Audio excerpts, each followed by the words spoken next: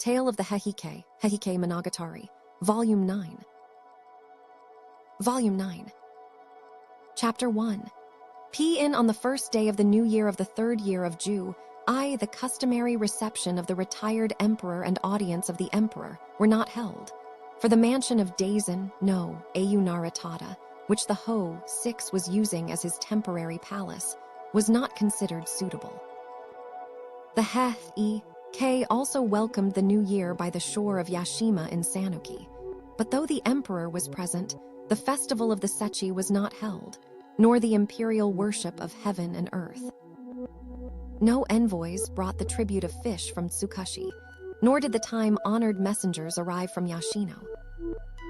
All the courtiers lamented the disorder of the times, declaring that in the capital, however, things could not be so bad. Spring had now come, and though the sea breezes blew softly and the sunshine was warm and genial, the Heike nobles still shivered like tropical birds amid the ice. Thus they spent the long-drawn, tedious hours in talk and reminiscence of their pleasant life in Miyako, of the times of the blossoming and fading of the various trees and flowers, of the cherry blooms and the moonlight nights, of their verses and music and games of football and archery, the competitions of painting and writing, stanzas on fans, and all their elegant diversions with insects and grasses. And as they lingered over the recollections of all these lost delights, their hearts were filled with sadness. Chapter 2.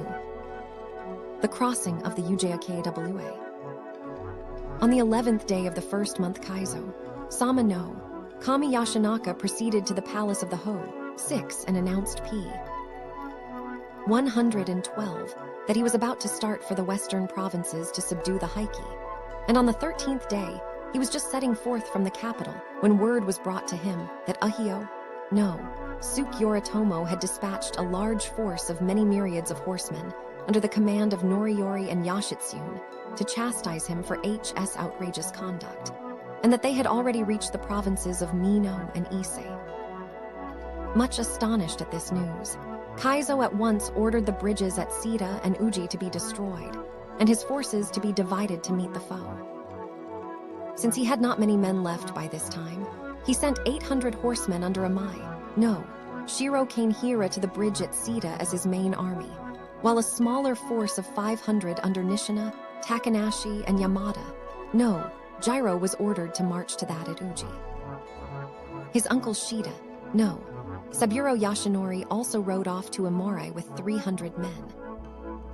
Now the main body of the eastern forces was under the command of Kaba no Anzoshi Noriyori, while the lesser army was led by Kuro Anzoshi Yashitsune, while ranking after these were 36 great nobles, the whole army numbering some 60,000 horsemen.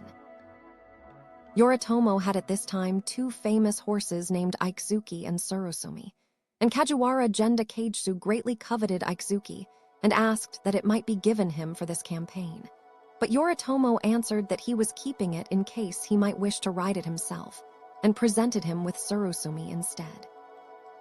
Sasaki bowed low in obeisance and replied, "On this horse one will be the first to cross the Ujakwa.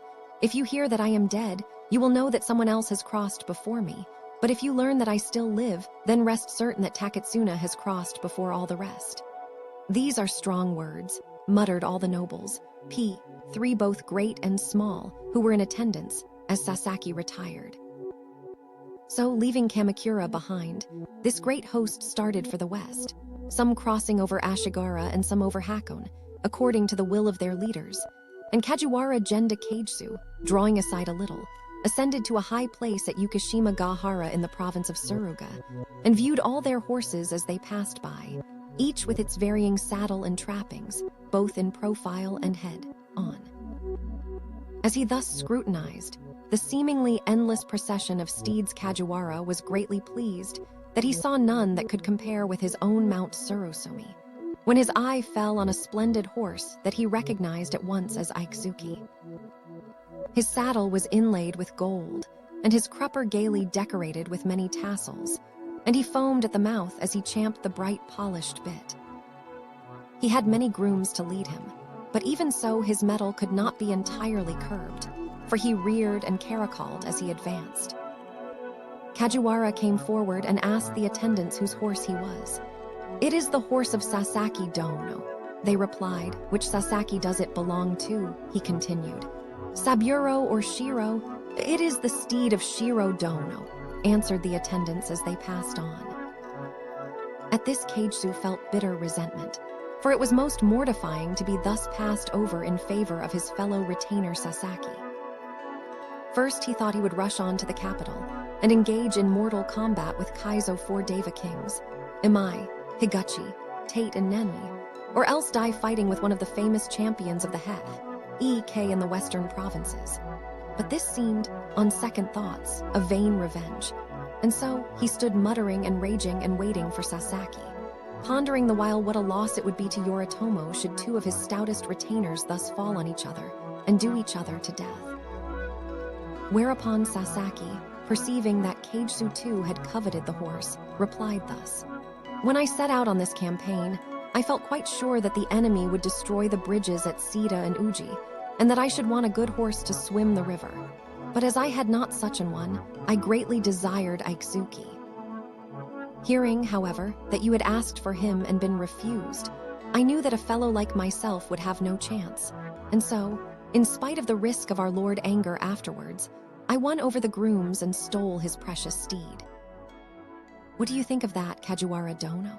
Disarmed by this retort, Kajiwara burst into a laugh and replied, "Ah, I see I too ought to have stolen him." Now this horse that Taketsuna had received was of large and powerful build, 4 shaku 8 sun in height, and its color was a dark chestnut. And as it was fierce and would bite anyone, man or horse, who came near it, it had been named Aitsuki, quick biter. Kajiwara horse was also large and strong, no whit inferior to the other, and on account of its very black color had been named Surusumi, ink black. From the province of Oiri, the army was divided into its 2 parts, and the larger body, consisting of some 35,000 horsemen under Noriyori, pitched their camp at Noji Shinohara in Omi. With Noriyori were also Take no Taro, Kagami no Jiro, Ikijo no Jiro, Itagaki no, Saburo Inamo no, Saburo Hengai no Jiro, Kumagai no Jerd, and Inamata no Kowaroku.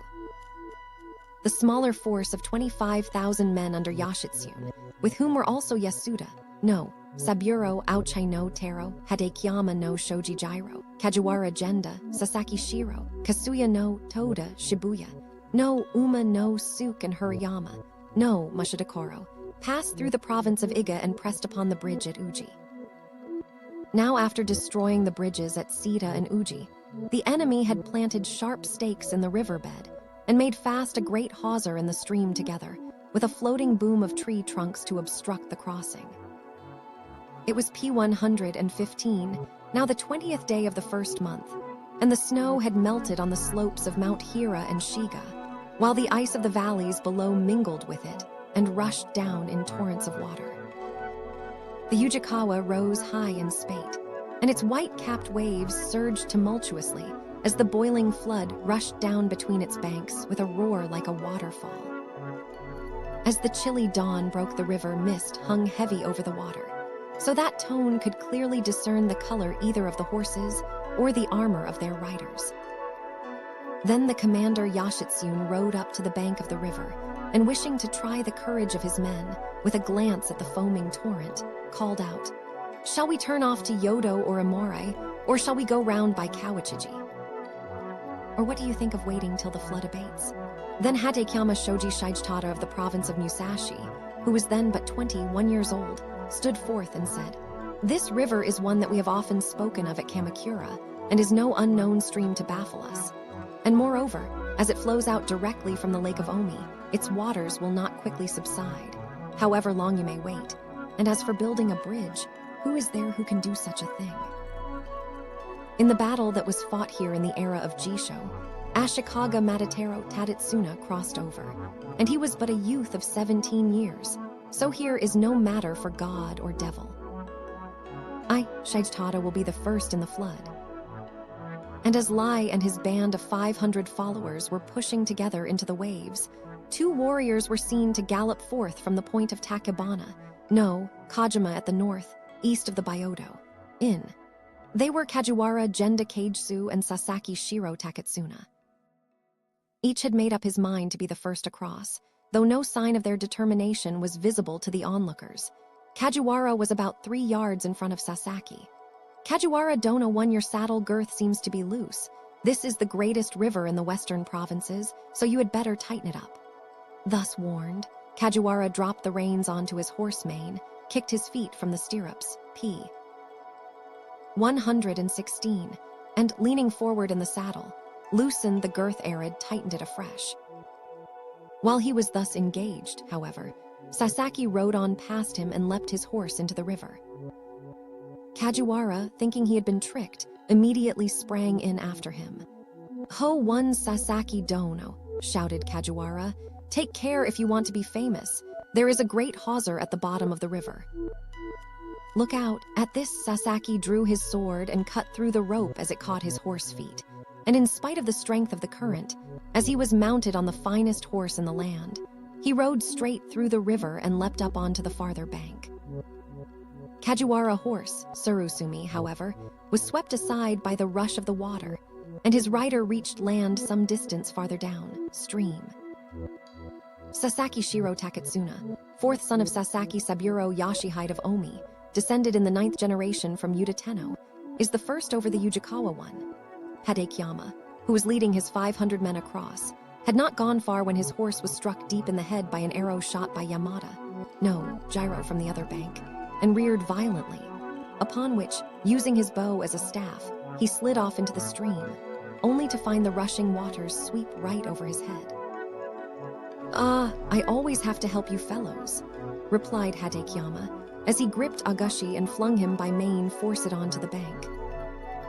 The young man, immediately recovering himself, sprang erect, and drawing his sword, laid it to his forehead, shouting loudly, "Agashi, no, Jiro Shichika of P117 Musashi is the first to cross the Yujikawa on foot."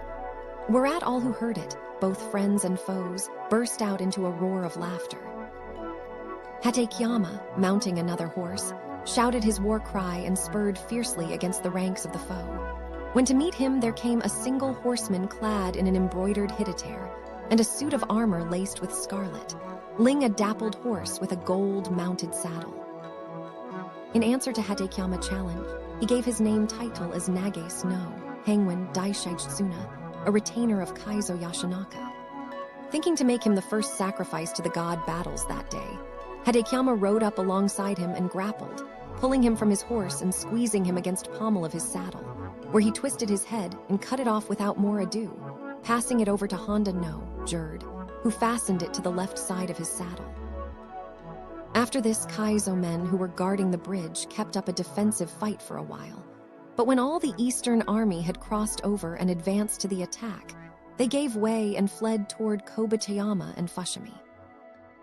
At Sita also, by the strategy of Inamo no Saburo Shijinari, the other army passed over the river at the ford of Gyugo at Tagami. Chapter 3. The fight at the river Kayamo. When he saw that both these positions at Uji and Sita were lost, Kaizo Yashinaka rode off to the Ho-O Palace at Rokujo to say farewell for the last time. But having arrived at P118 the gate, he found that he had nothing particular to say, so he turned back again. And as a lady, with whom he had lately fallen in love, happened to live at Takakura in Rokujo, he went in to see her, and as he was very loath to part from her, he did not emerge at all quickly.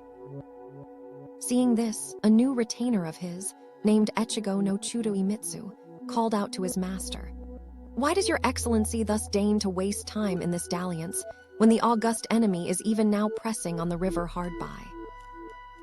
That way lies a dog death, so hasten, I pray you."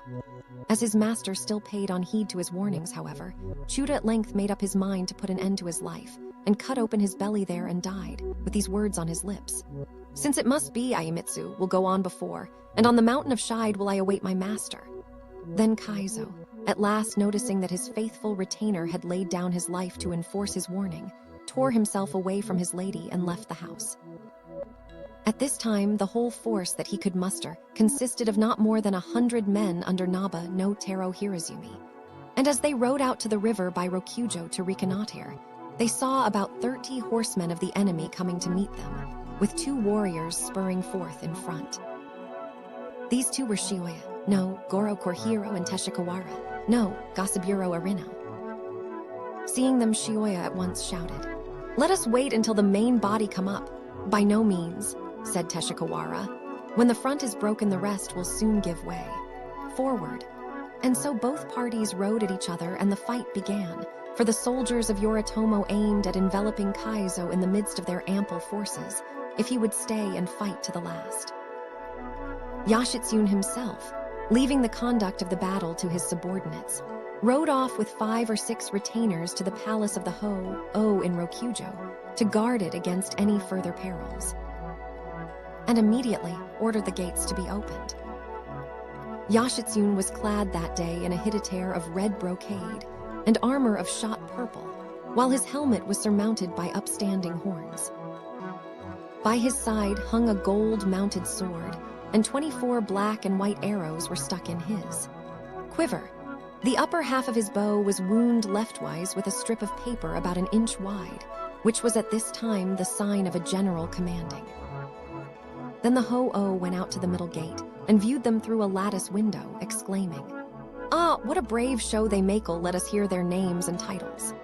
Then the 6 captains declared themselves: Tai Shogun Kuro Yashitsune, Yasuda Saburo Yashisada, Hadekyama Shoji Jiro Shigetada, Kajiwara Genda Kagesu, Sasaki Shiro Taketsuna, Shibuya Yumanasuk, and through they may have 120 differed in their armor and trappings.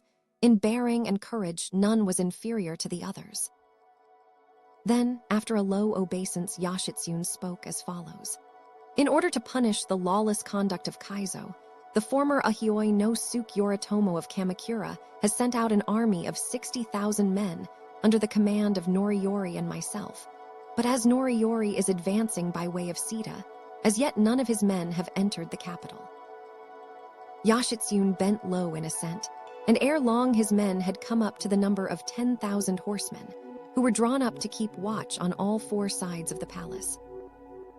Meanwhile, Kaizo, with 20 of his stoutest followers, was waiting for an opportunity to seize the Ho-Oh and flee with him to the west to join the He-Ik.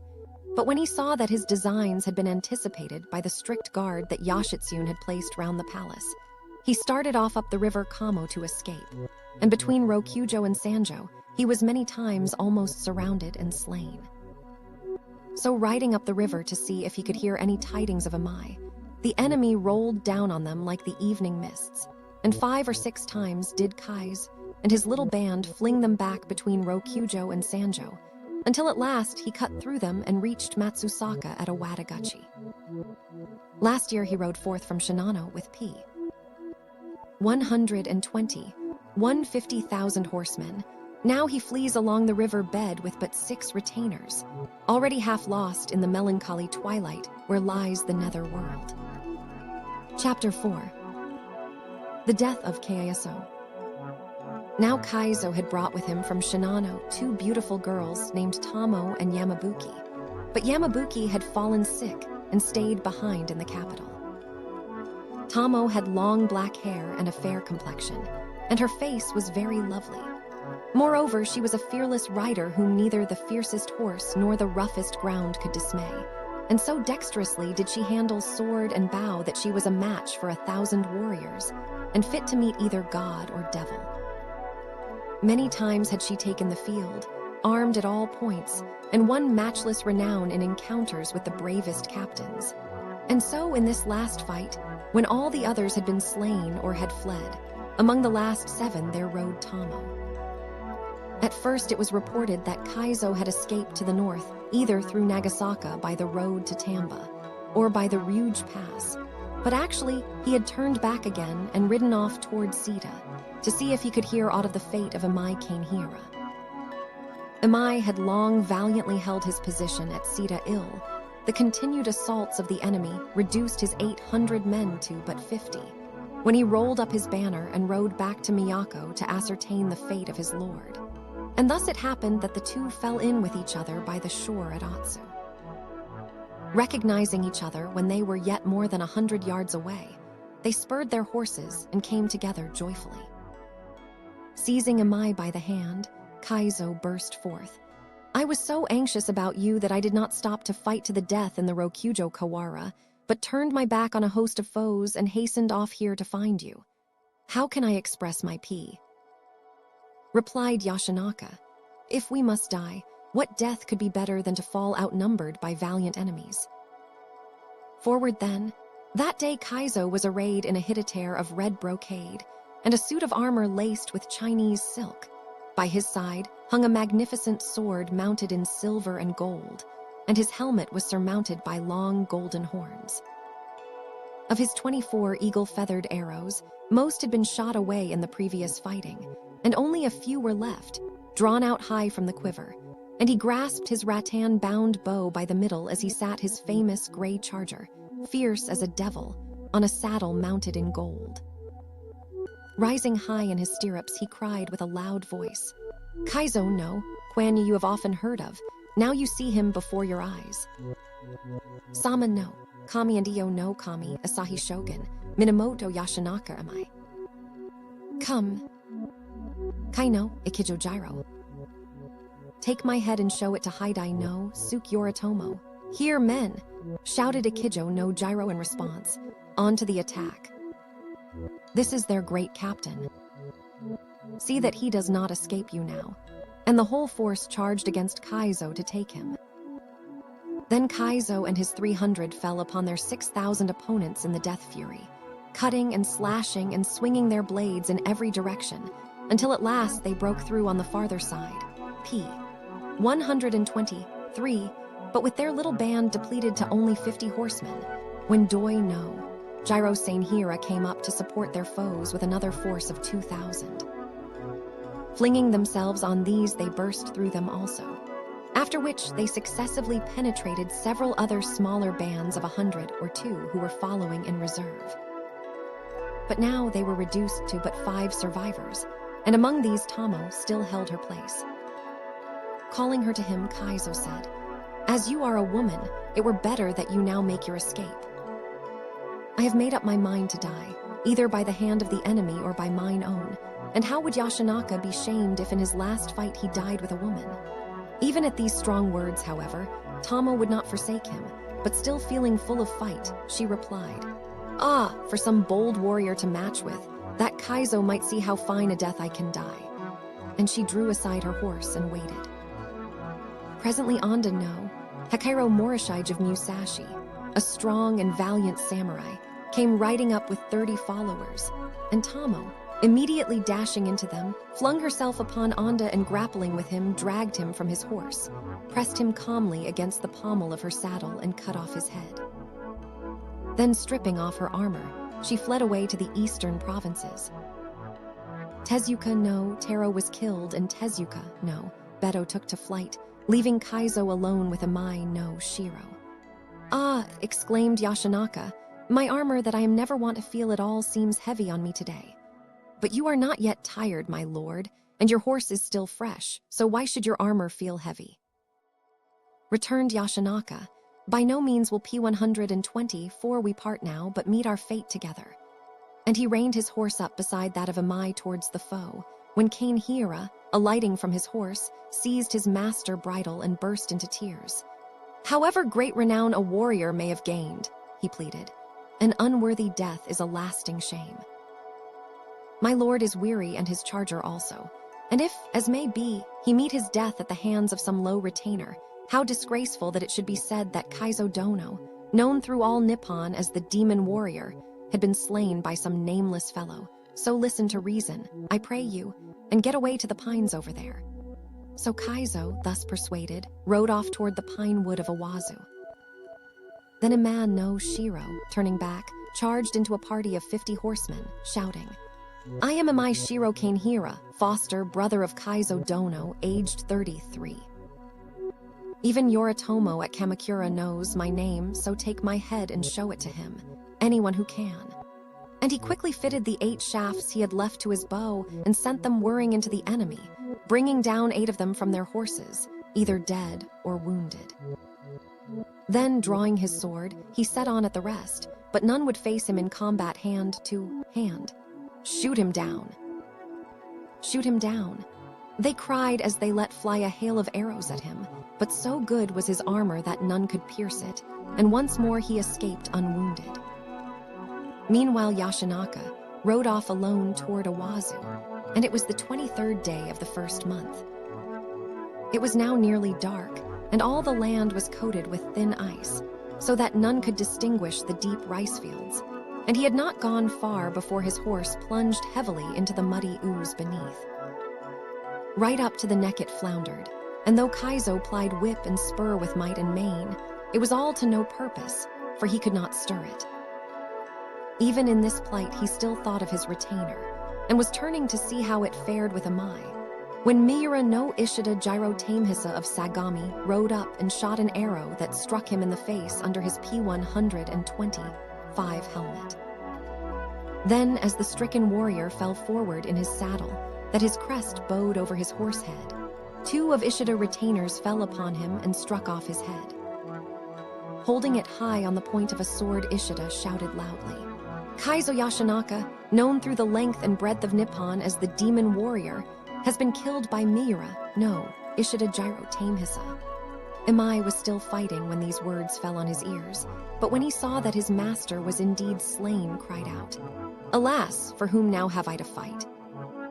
See, you fellows of the East Country, I will show you how the mightiest champion in Nippon can end his liffle."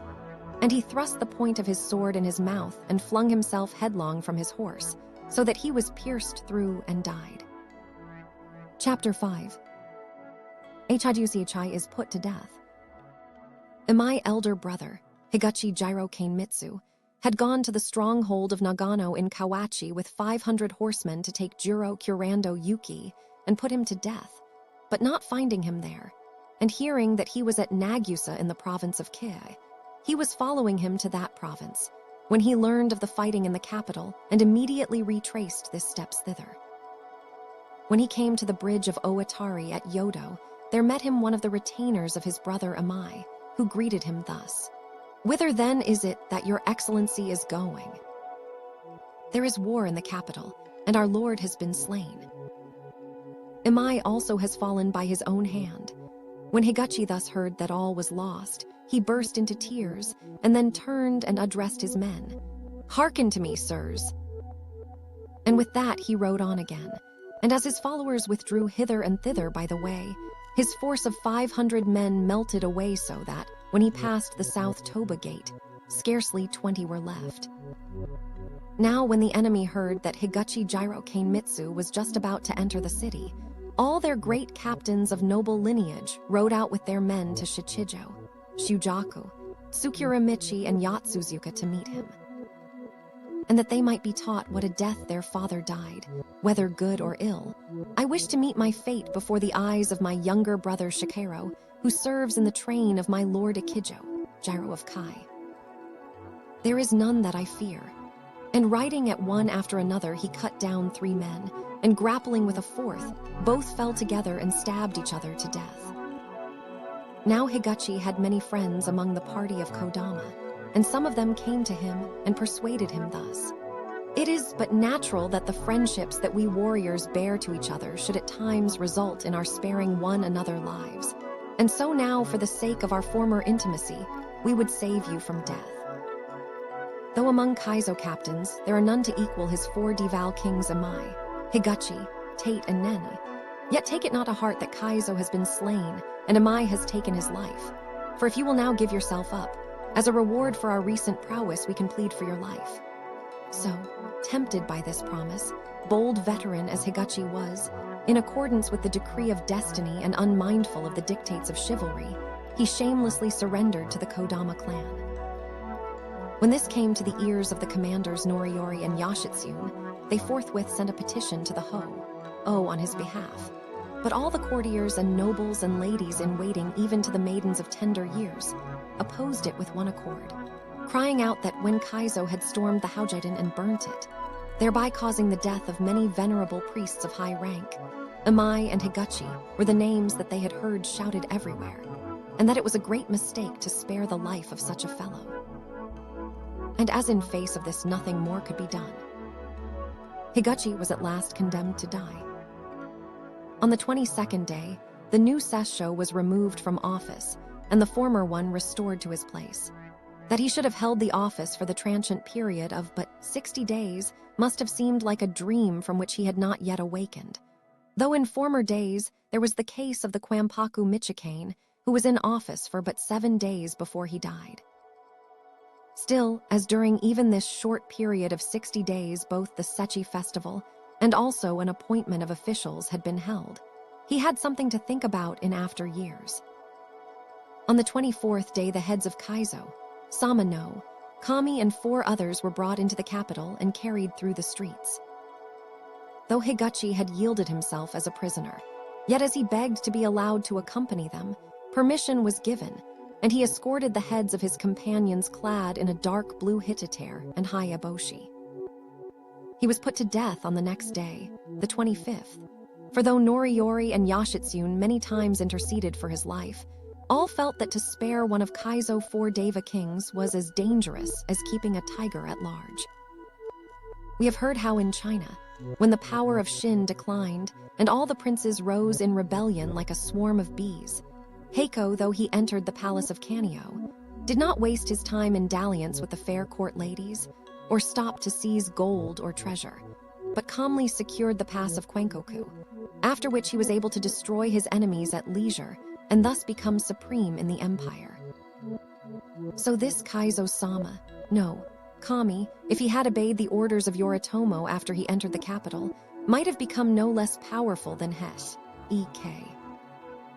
Now the Heike had departed from the coast of Yashima in Sanuki the winter of the year before, and crossed over to the bay of Naniwa in Setsu, and took up a position between Ikai no Tani on the west, where they built a strong fortification, and the wood of Ikuta on the east, where the entrance to the fort was made. Between these points, at Fukuhara, Hyogo, Idyato, and Suma were encamped all the forces of the 8 provinces of the Saniodo and the 6 provinces of the Nenkeido, a total of 100,000 men in all. The position at Ikai no Tani had a narrow entrance with cliffs on the north and the sea on the south, while within it was very spacious. The cliffs rose high and steep, perpendicular as a standing screen, and from them to the shallows of the beach, a strong breastwork was erected of wood and stone, well protected by palisades, while beyond it, in the deep water rode their great galleys like a floating shield.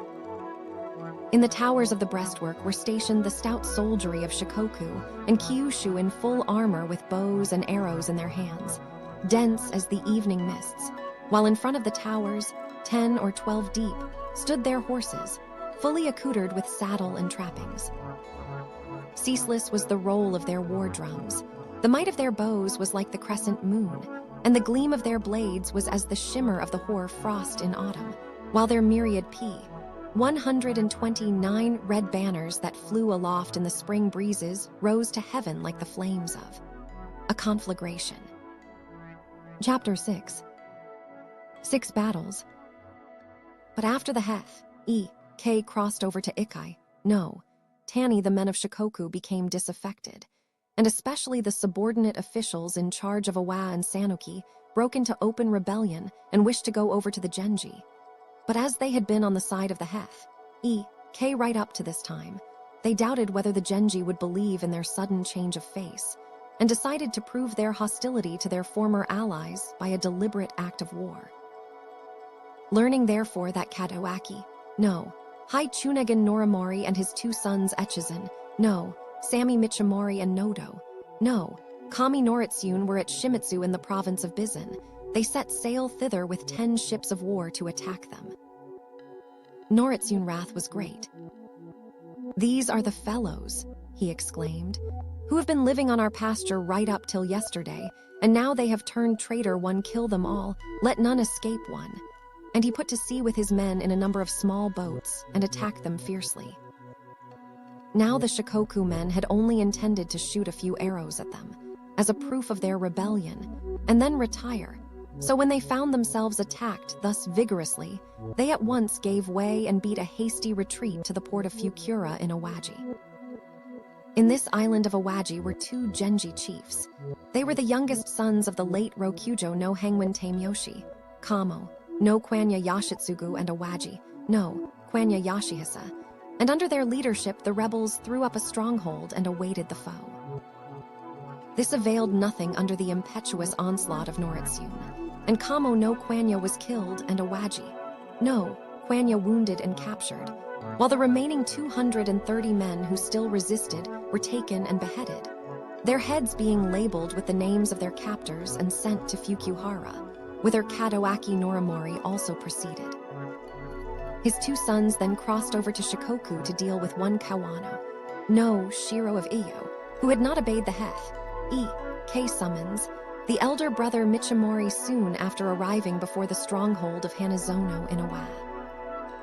Now when Kawano, no Shiro Michinobu of Iyo heard that Nodo, no Kami Noritsyun had arrived at Yashima in Sanuki, he went over to the province of Aki to join his maternal uncle Nuta, no Jiro, who lived there. And as soon as Noritsyun heard it, he started from Yashima without delay, and reaching Minashima in Bingo the same day. On the next, he was already before the fortress of Nuta. He immediately delivered a violent assault on the two rebels, with the result that Nuta laid down his arms and surrendered. Kawano, however, resisted stubbornly, and when his 500 men had been reduced to 50, he sallied forth from the walls to make his escape. Being surrounded by a band of 200 men under Heihachi Hayoi Tamehisa, one of Noritsyun's samurai, he fought until but 6 of his men were left, and as they were retreating along a narrow path to gain the shore and evade their foes by boat, Sanuki, no Shikairo Yashinori, son of Heihachi, Hayoi, a very fine archer, shot down another 5 so that only himself and one retainer remained. Then Yashinori, taking the retainer for his lord, sprang upon him and grappled with him and would have slain him, when his master turned, swept off his head as he bent over his retainer, and flung it into a rice field. Then he shouted loudly, "I am Kwano no Shiro Achai no Michinobu of Iyo, aged 21, and this is the way I fight. Stop me now, any of you who thinks himself someone." And thus eluding them, he escaped with his retainer to Iyo. Nodo no Kami, though he had been unable to capture Kawano, then returned to Ikai no Tani with his prisoner Nuta no Jiro. Ama no Rokuro Tadahisa of the province of Iwa also rebelled and went over to the Genji, setting sail for the capital with 2 large warships fully loaded with men and provisions. As soon as this came to the ears of Nodo, no Kami in Fukuhara, he set off in pursuit with many small and swift ships, and overtook Tadahisa off Nishinamiya. Ordering his men to let none escape, he attacked them fiercely, but Tadahisa, fearing destruction, fled to Fukehi in Izumi. Then Sanobu no Hayoi Tadyasu, who was not well disposed to the Hei, when he heard that Ama no Rokuro had been thus roughly handled by Noritsyun and was in Fukehi, went thither and joined him with 100 horsemen, and the 2 allies built a fortress there to resist attacks. Crossed over to Bizin, and established themselves in the fortress of Imaki in that province. News of this soon reached Noritsyun at Fukuhara, and filled him with wrath and apprehension, so that he was soon on the march to Bizin with 3,000 horsemen.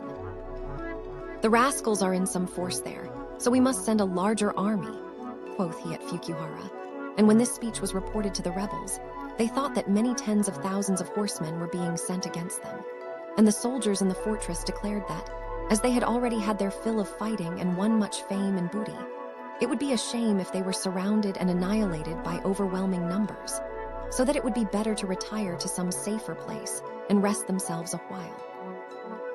Yuzuki no Jiro and Agata no Saburo accordingly hastened back to Bungo, while Kawano recrossed the sea to Iyo, and Nodo no Kami, seeing that there was no longer any enemy to fight, P-132 made his way back to Fukuhara, to be greatly praised by Monomori and all the Hei courtiers for his many successful expeditions. Chapter 7. The Muster AT MIQSA.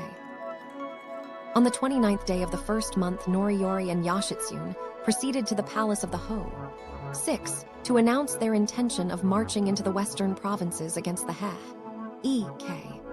And after receiving the imperial exhortation to restore to the capital the 3 sacred treasures, the jewel, the sword, and the mirror, which have been handed down in the imperial family since the age of the gods, they made low obeisance and withdrew. On the 4th day of the 2nd month, being the anniversary of the death of the lay priest-chancellor Kiyomari, the customary Buddhist services were performed at Fukuhara. Thus the days and months had passed in incessant fighting, and ere they were aware of it, the preceding year had glided away, and the ill-omened season of spring had begun. Under more happy circumstances, there would have been a great erecting of sotoba and lavish offerings to the priests and buddhas, but as it was, the courtiers and ladies could only assemble for mourning and lamentation. Soon afterwards, an appointment of officials was held at Fukuhara, and both priests and laymen received promotion. Among them, Katoaki, no Haichunagan Norimori, no Kaio, was to be raised to Dainagan of the upper 2nd rank. But on receiving the intimation of his advancement from the Daijin Monomori, he made this stanza. Wondering still how it is I am spared from one day to another, this new honor seems as but a dream of a dream, in consequence of which his appointment was cancelled. P. 130. 3 Suwo no Suk Morizumi, the son of the Secretary of State Nakahara, no Morana, was made Secretary of State, and Hayabu no Sho Masakira became Curando of the 5th rank, being therefore known as Curando no Sho. In ancient days, when Masakato conquered the 8 provinces of the east and established his capital in the district of Soma in Shimosa, he gave himself the title of Hai Shino and created many officials, but among them a master of the records was not found. The present occasion, however, was by no means the same, for though the emperor had gone forth from the ancient capital, he yet held the imperial authority and the 3 sacred treasures, and so there was nothing irregular in these appointments to rank and office. And in one of these letters, he sent this verse, all unknown to the world, nay, heart ever yearns for your friendship, how I long to roam where the moon wanes in the west. When the Sazu read, this lie pressed it to his face and burst into tears. Meanwhile, as the days and years passed, the thoughts of Komatsu, no, Sami Chujo Kormori, dwelt ever on his wife and children whom he had left behind in the capital, and he was very sad. They could at times send letters to each other by the hands of merchants, and when he heard of her lonely life in Miyako, he felt much inclined to try to bring her to Fukuhara that they might be together.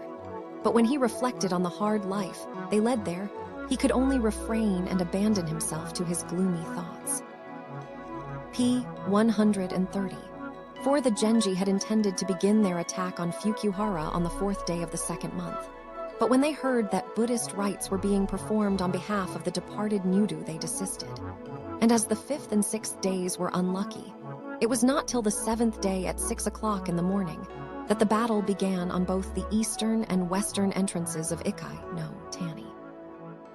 On the 4th day, as it was a lucky one, they had divided their army into 2 parts, the main body being commanded by Kaba, no Anzoshi Noriori, with whom rode the following captains: Taikeda no Taro Nabayoshi, Kagami no Jiro Tamitsu Kagami, no Kajiro Nagakiyo Yamana, no Jiro Noriyoshi, and Akawazu no Taro Hiroyuki, Tamai no Shiro Sukekage, Sho no Saburo Tadia, Sho no Shiro Takya, Shadai no Hakairo Yukihira, Kyuj Jiro Shejmitsu, Kawara no Taro Takano, Kawara no Jiro Morino, and Fujita, no Saburaju Yukiyasu, with a force of some 50,000 horsemen under them. On the 4th day of the 2nd month at 8 o'clock in the morning, they departed from the capital, and about evening of the same day, they arrived at Kayano in the province of Setsu and pitched their camp. The smaller body was under the command of Kuro Anzoshi Yashitsune, and with him were Yasuda, no Saburo Yashasada, Aochai no Taro Koryoshi, Murakami no Hengwin Dai Yasukuni, and Tajiro no Kwanya Nabitsuna. In all about 10,000 men. These also started from the capital at the same time as the others, and taking the Tamba road, made a 2 days' match in one, taking up their position at a place called Anohara on the eastern slope of Mikusayama, which is on the boundary of Tamba and Harima. Chapter 8. The Fight ATMIQSA. The commanders on the Heike side were Komatsu no Shin Sami Chujo Sukamori, Komatsu no Shosho Aramori, Tango no Jijutada Fusa, and Bichu no Kami Morimori. While in command of the samurai were Iga no Hinehioi Kiyo and Emi. Jiro Masakata with about 3,000 horsemen, who took up their position on the western slope of Mikusiyama. That night at about 8 o'clock, Yoshitsune summoned to him Doi no Jiro Sanhira and said to him, "The Heike are only about 3 rai distant from us. They are encamped on the western slope of Mikusiyama with a large force. Shall we attack them by night or tomorrow?" The Tajiro no Kanya stood forth and said, "We have a great advantage, for our force numbers 10,000 men, whereas the Heike have only 136, about 3,000. "So it must be," replied Doi, and they set fire to all the houses of Anohara, and then to all the trees and brushwood on the plain and on the mountain slopes, so that it became as bright as day. And so they crossed the hills for the distance of 3 rai without any hindrance. Now this Tajiro no Kwanya was the youngest son of the Chunegan Tamitsuna, the former governor of Izu, and was the issue of an amour that he had with the daughter of Kanono Suke Shigemitsu, being brought up to the profession of arms by his maternal grandfather, so that he was a skillful warrior as well as of high lineage, being descended in the 5th generation from Sukebito Shino, the 3rd son of the Emperor Go-Sanjo. As the Heike never dreamed that they would be attacked that night, their leaders bade them sleep well till morning, for as they would have to fight on the morrow, they must by no means be drowsy. So, though the vanguard kept the usual watch, those in the rear lay stretched out in careless plumber with their heads pillowed on their helmets or quivers, or the sleeves of their armor, entirely heedless of any danger. Then suddenly, at about midnight, the 10,000 horsemen of the Genji came sweeping down with ringing shouts on the western slope of Mount Mikusa, and the Heike, taken completely by surprise, rose and fled in wild confusion, leaving their weapons behind them in their hurry and excitement, and scattering everywhere in their fear of being trampled under the hoofs of the enemy. Then the Genji rode right through their ranks and pursued them and cut them down at their will, so that at the first onset 500 men were slain outright, 137 beside a large number who were wounded. The 3 commanders, Shin Sami Chujo Sukamori, Komatsu Shosho Aramori, and Tango no Jijutada Fusa, overcome with shame at the rout of Mikusa, took ship from Takasago in Harima and crossed over to Yashima in Sanuki. Bichu no Kami alone, accompanied by Hinehioi and Emi no Jiro, somehow contrived to make his way back again to Ikai no Tani. Chapter 9. The Old Horse. Forthwith the Daijin Monomori dispatched Aki no Yumano Suke Yoshiyuki with this message to all the chiefs of his house. "We hear that Kuro Yoshitsune has attacked and broken through our outpost at Mikusiyama, so that the hillside on our flank is threatened. Can you come to our assistance?" But they all declined. Then the Daijin called once more on Nodo no Kami Noritsune, saying, "Many times before have you aided us. May we rely on your help once more?" "War," replied Noritsune, "is just like fishing or any other sport. He who always chooses the comfortable positions and refuses the unfavorable ones will never win a victory. As for me, have no fear, for I am ever ready to hasten where the greatest danger threatens. Trust me to deal with the forces of Yoshitsune." When this was reported to Monomori, he was exceedingly glad, and at once put an army often 1,000 men, led by Echu Zenji Moritoshi, at the disposal of Noritsune. Then Noritsune, taking with him his elder brother Echizentir no Sami Michimori, set out for the hills. And these were the hills that lay at the foot of the pass called Hiyodori, behind Ikai no Tani. Michimori, however, called his wife to the camp of Noritsune in order that he might take a tender farewell of tear before the expedition, and when this came to the ears of Nodo no Kami, he was greatly enraged and rebuked him. "The position we are to hold in one of great peril," said he, and 138 matters are now most critical. For if the enemy should succeed in descending on us over these hills, disaster stares us in the face." Then Michamori, feeling the truth of his words, dismissed his wife and put on his armor. About dusk on the 5th day, the genii started from Koyano and pressed on to attack the wood at Ikuta. And as the Heike looked out over Suzume, no Matsubara, Mikage no, Matsu and Koyano, they could see them pitching their camps everywhere, while the glow of their 1,000 watchfires reddened the sky like the moon rising over the mountains.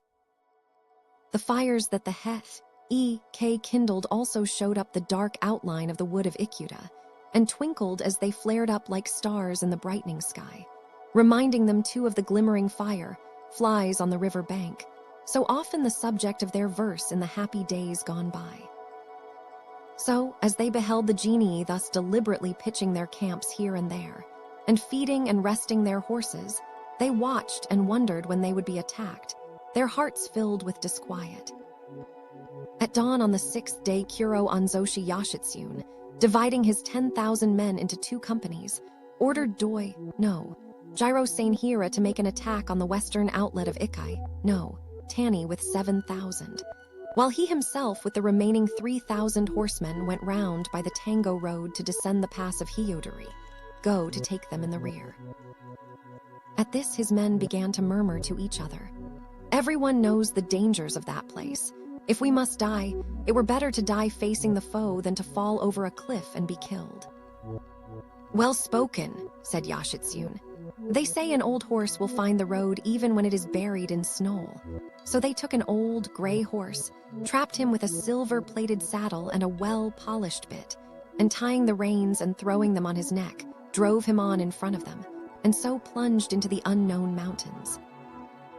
As it was the beginning of the 2nd month, the snow had melted here and there on the peaks, and at times they thought they saw flowers, while at times they heard the notes of the yuguisu of the valleys, and were hidden from sight in the mist.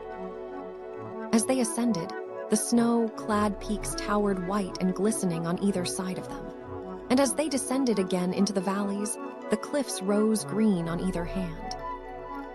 The pines hung down under their load of snow, and scarcely could they trace the narrow and mossy path, when a sudden gust blew down a cloud of snowflakes.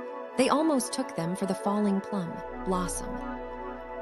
Whipping up their steeds to their best pace, they rode on some distance, until the falling dusk compelled them to bivouac for the night in the depth of the mountains. As they were thus halted, Musashi, Benkei suddenly appeared with an old man he had intercepted. In answer to the questions of Yashitsune, Lai declared that he was a hunter 140 who lived in these mountains, and that he knew all that country very well. "Then," said Yashitsune, "what do you think of my plan of riding down into Tani, the stronghold of the Heike?" "Ah," replied the old man, "that can hardly be done. The valley is 100 yards deep, and of that about half is steep cliff where no one can go." "Forsooth one," ejaculated Yashitsune. "Then a horse can do it, for where a stag may pass, there a horse can go also." "Will you then be our guide?" "I am an old man now, how can I go so far?" replied the hunter. "But you have a son." "I have." And Kumomaru, a youth of 18, soon appeared before the Genji leader.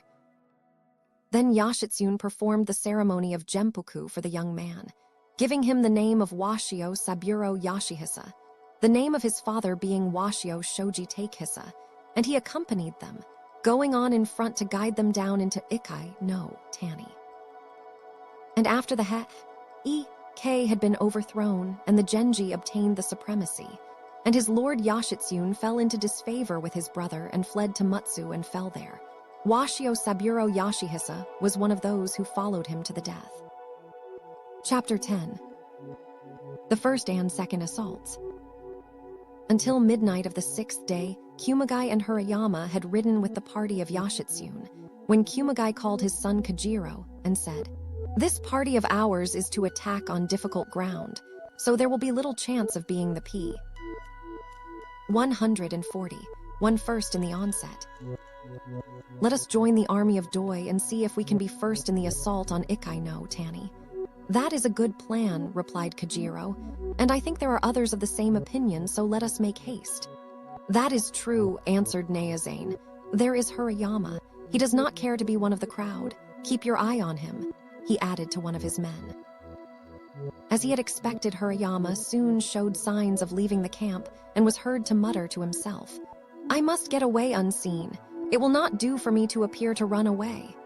"This beast is a long time over its feed," exclaimed his groom, as he gave it a crack with the whip.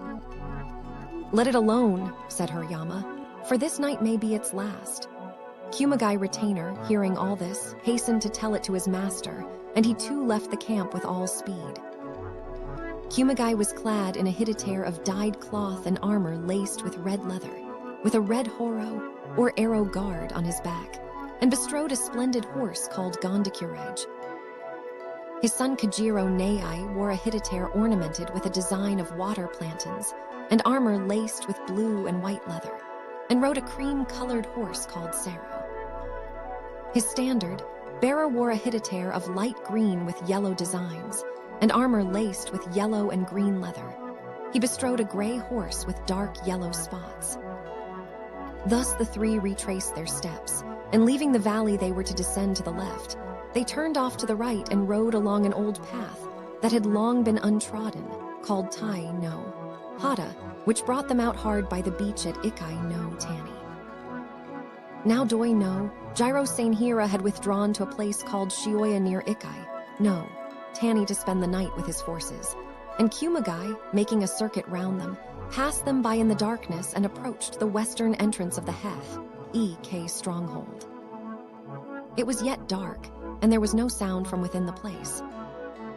"This is a hard place to attack," said Kumagai to his son, "and you may be sure that there will be many who will strive to be first in the assault." Doubtless p. 140. "Two some are already here waiting for the dawn, so we must not suppose we are alone. I will challenge them with our name and titles."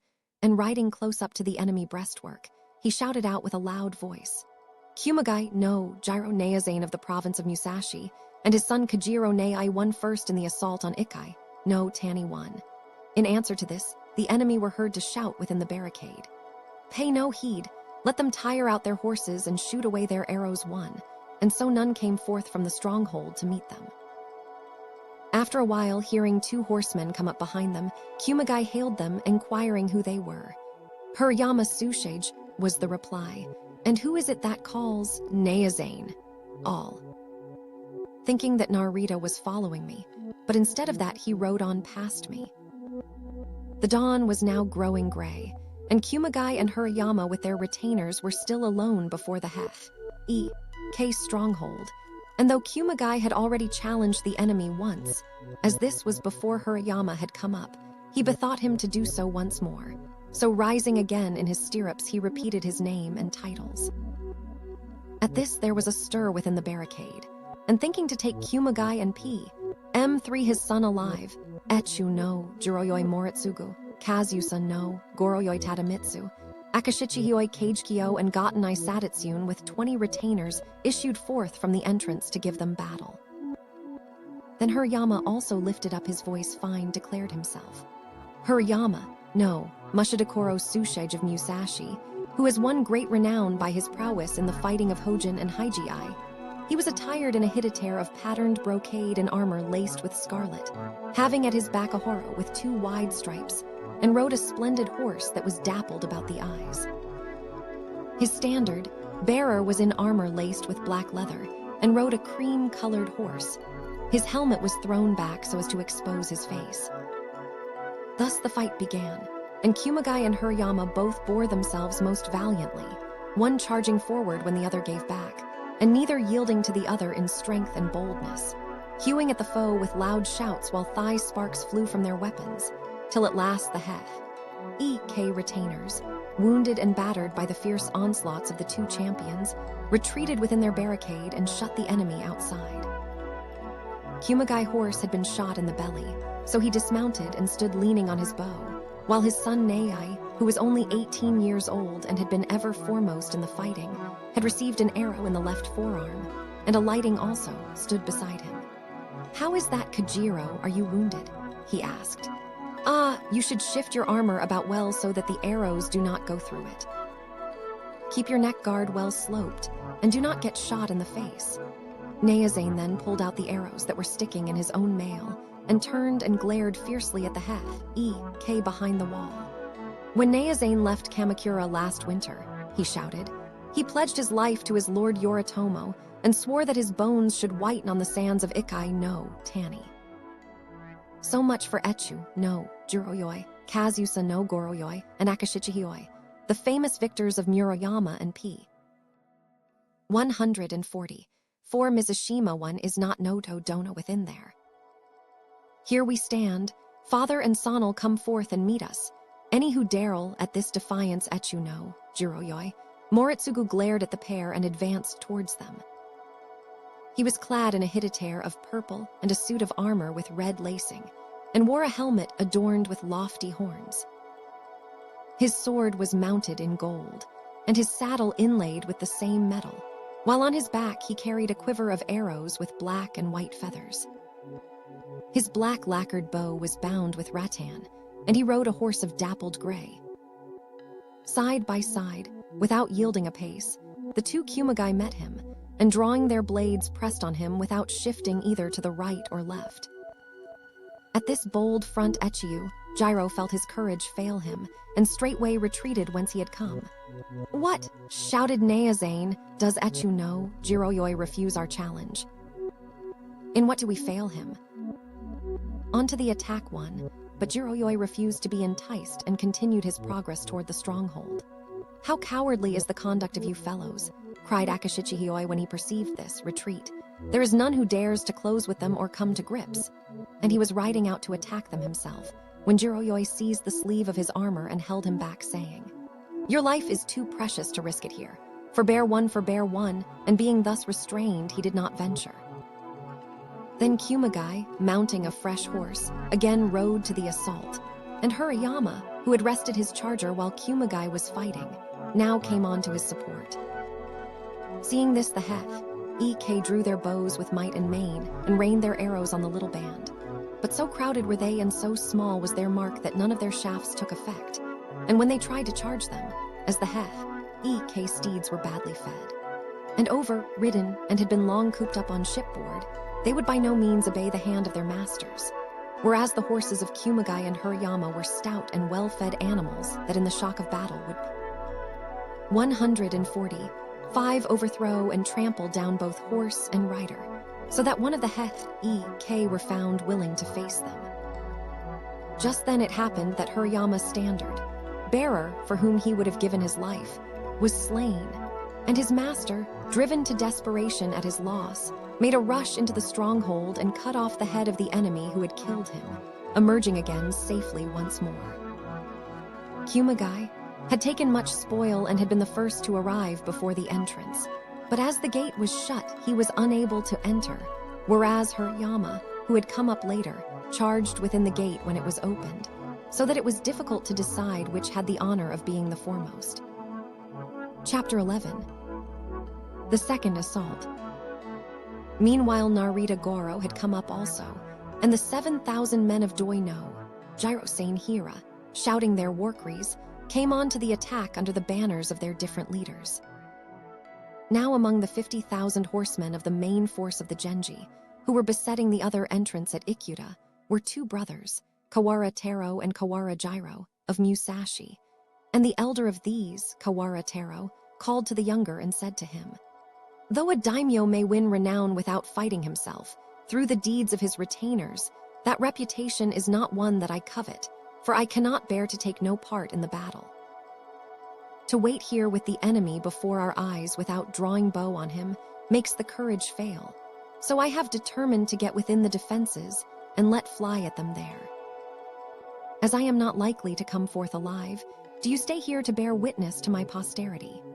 Bursting into tears, the younger brother replied, "For two brothers like ourselves, how inglorious is it that one should die thus and the other still survive. Let us not then die separately, but fall together in one place," and calling their retainers and 140, 6 bidding them bear the tidings of their end to their wives and children. They dismounted and put on straw sandals, and then carrying their bows only, they climbed over the barricade under cover of darkness. And for a while, none lifted a hand against them. But the 2 brothers were both exceedingly skillful archers, and now they drew their bows and let fly their shafts with the greatest rapidity, so that the Heike cried out to spare them no longer but to cut them down.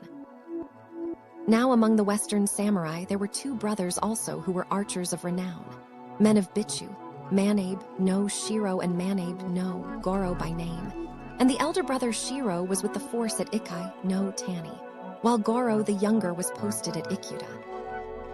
Coming forward, he drew his bow to the arrowhead, and taking careful aim, let fly his shaft at Kawara no Taro, who staggered forward pierced through the breastplate. As he tried to support his failing strength on his bow, his brother Jur 5 ran up, and taking him on his back, made to climb the barricade once more, when Manabe, fitting a second arrow to the string, shot him under the skirts of his armor, so that both brothers fell dead together. His retainers then ran up and cut off both their heads, which they brought and showed to the commando Shin, Chunegan Tamamori. "Ah, the pity of it," said he, "that 2 such valiant men-at-arms should die. Would that their lives could have been spared, for they were each worth 1,000 men." Then the retainers of Kawara hasted and told Kajiwara Hise that the 2 brothers had scaled the walls of the strong P. 147 hold and had died within it. That the 2 brothers Kawara have fallen is indeed a dire loss for the Kiseichi clan, said Kajiwara, but the time is now ripe for the attack, so let us advance. So the 500 men under Kajiwara swept forward to the defenses to fight their way into the stronghold.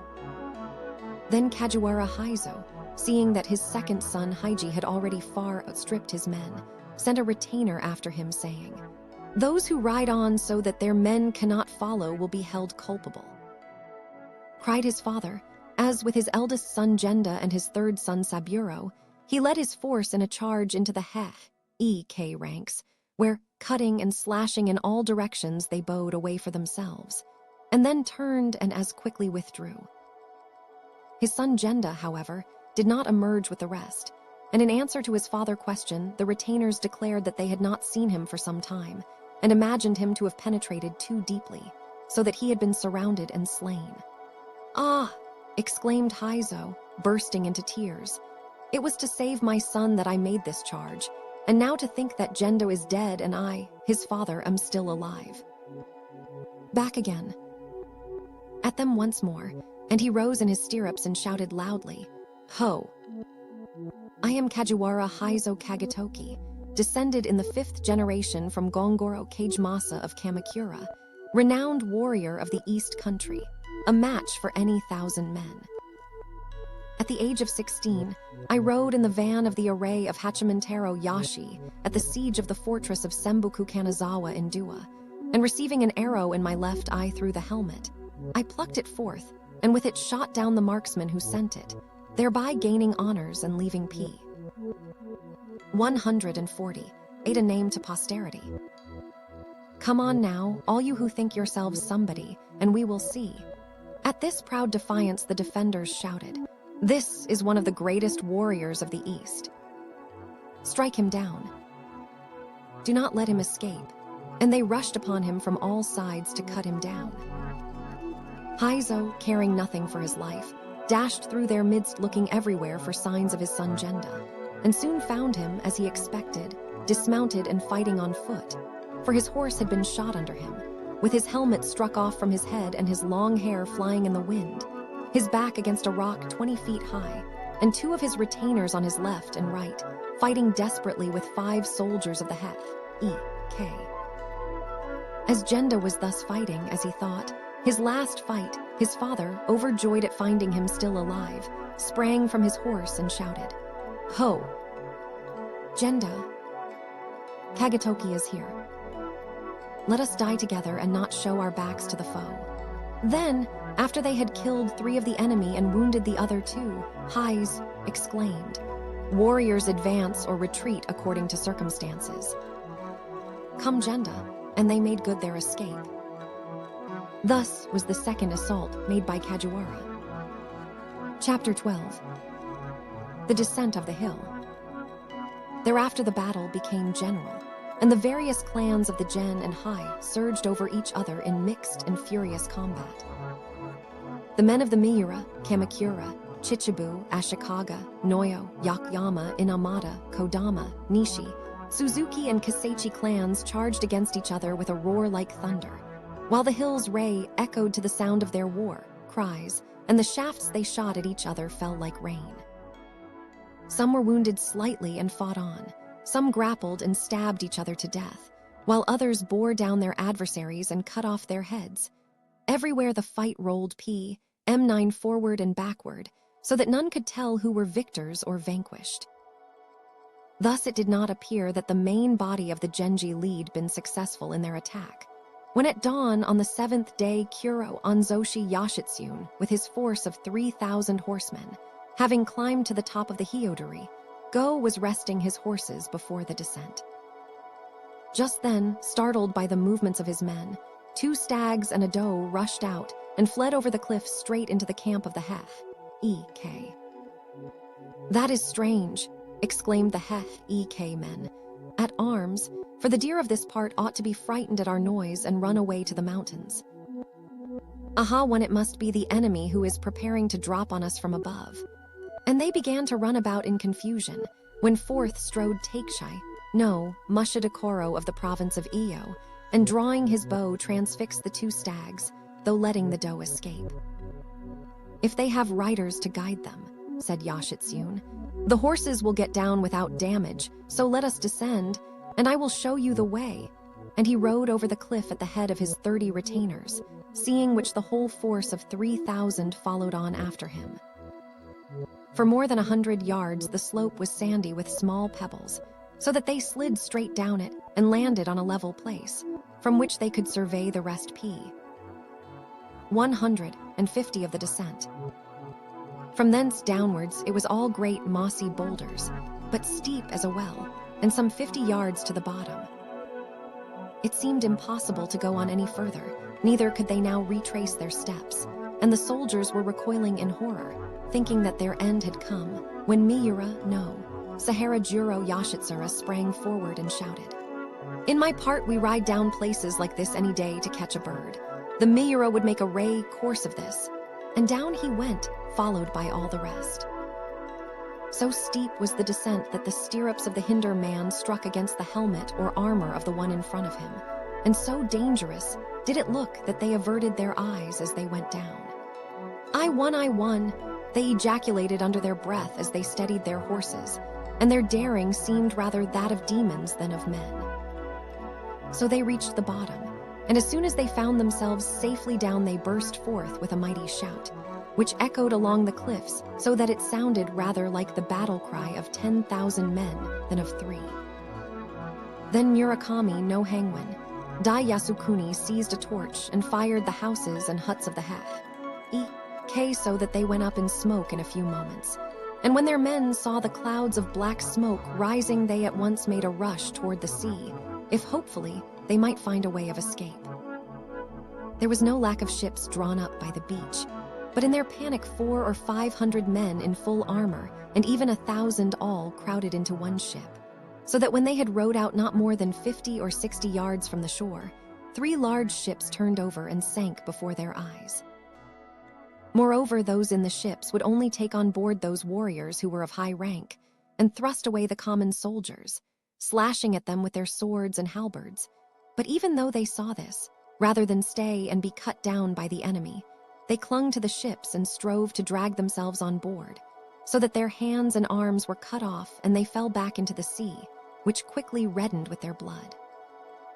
Thus both 150, one on the main front, and on the sea shore did the young warriors of Musashi and Sagami strain every nerve in the fight, caring nothing for their lives as they rushed desperately to the attack. What must have been the feelings of Nodo, no Kami Noritsune, who in all his many battles has never been vanquished until now?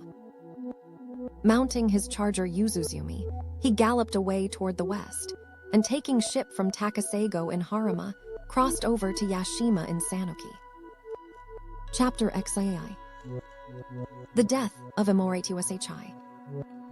Now Shin, Chunagan Tamamori no, Kaio was in command of the Heth, E.K. at Ikuta no, Mori, and as all his mind was bent on the eastward, a messenger from the Kodama clan came riding up to him. "Your lordship was governor of Musashi last year," said he, "and because of that connection the Kodama clan has sent me to warn you. Look to your rear." Then the retainers of Tamamori turned and saw the clouds of black smoke ascending behind them, and crying out that all was lost and the Western army had given way, they were stricken with panic and broke and fled in wild confusion. Echuzenji Moritoshi was the leader of the samurai on the cliffside, and when he saw all the others take to flight, disdaining to follow them, he reined in his charger to await the foe, when Inamata no Koiroku Noritsuna, rejoicing to meet so redoubtable an antagonist, urged on his horse and bore down upon him. 2 pinned him down so that he could not rise. Thus prostrate beneath his foe, try how he would to shift him or draw his sword, he could not so much as stir a finger to the hilt, and even when he strove to speak, so great was the pressure that no word would come forth. Spite of all this, however, he was yet undaunted, and after a short breathing space he managed to ejaculate. When a samurai takes the head of an enemy, it is the custom that he first inquire his name and also declare his own. It is great merit to take a head, but of what value is one without a name? Thinking this most reasonable, Moritoshi then declared himself. "I am Echuzenji Moritoshi, formerly a courtier of the Heha Ek house, but now only worthy to be an ordinary samurai. Unworthy though I may be, I am yet a Taira, and never will I stoop to ask or grant favors to any of Genji Bloodle." And he was just about to cut off his head when Inamata pleaded again. "Who is so unchivalrous as to cut off the head of a surrendered foe?" Whereupon Moritoshi relented and spared his life. Now the place where they had fought was solid ground in front, but behind them lay deep and swampy rice fields, and on a narrow path between these, the two sat down to rest and recover their breath, when a single horseman rode up, clad in scarlet armor and mounted on a cream-colored horse with saddle decorated with gold. Moritoshi glared at him suspiciously. "That is Hitomi Shiro, a friend of Inamata. He has come to see what has happened, but I will deal with him too."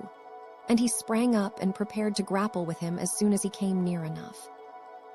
Now Echuzenji kept an eye on both his foes at first, but as the other drew nearer, his attention became more fixed on him, which Inamata perceiving, page 153, he suddenly sprang up from the ground and dealt Moritoshi a heavy blow on the breastplate with his closed fist.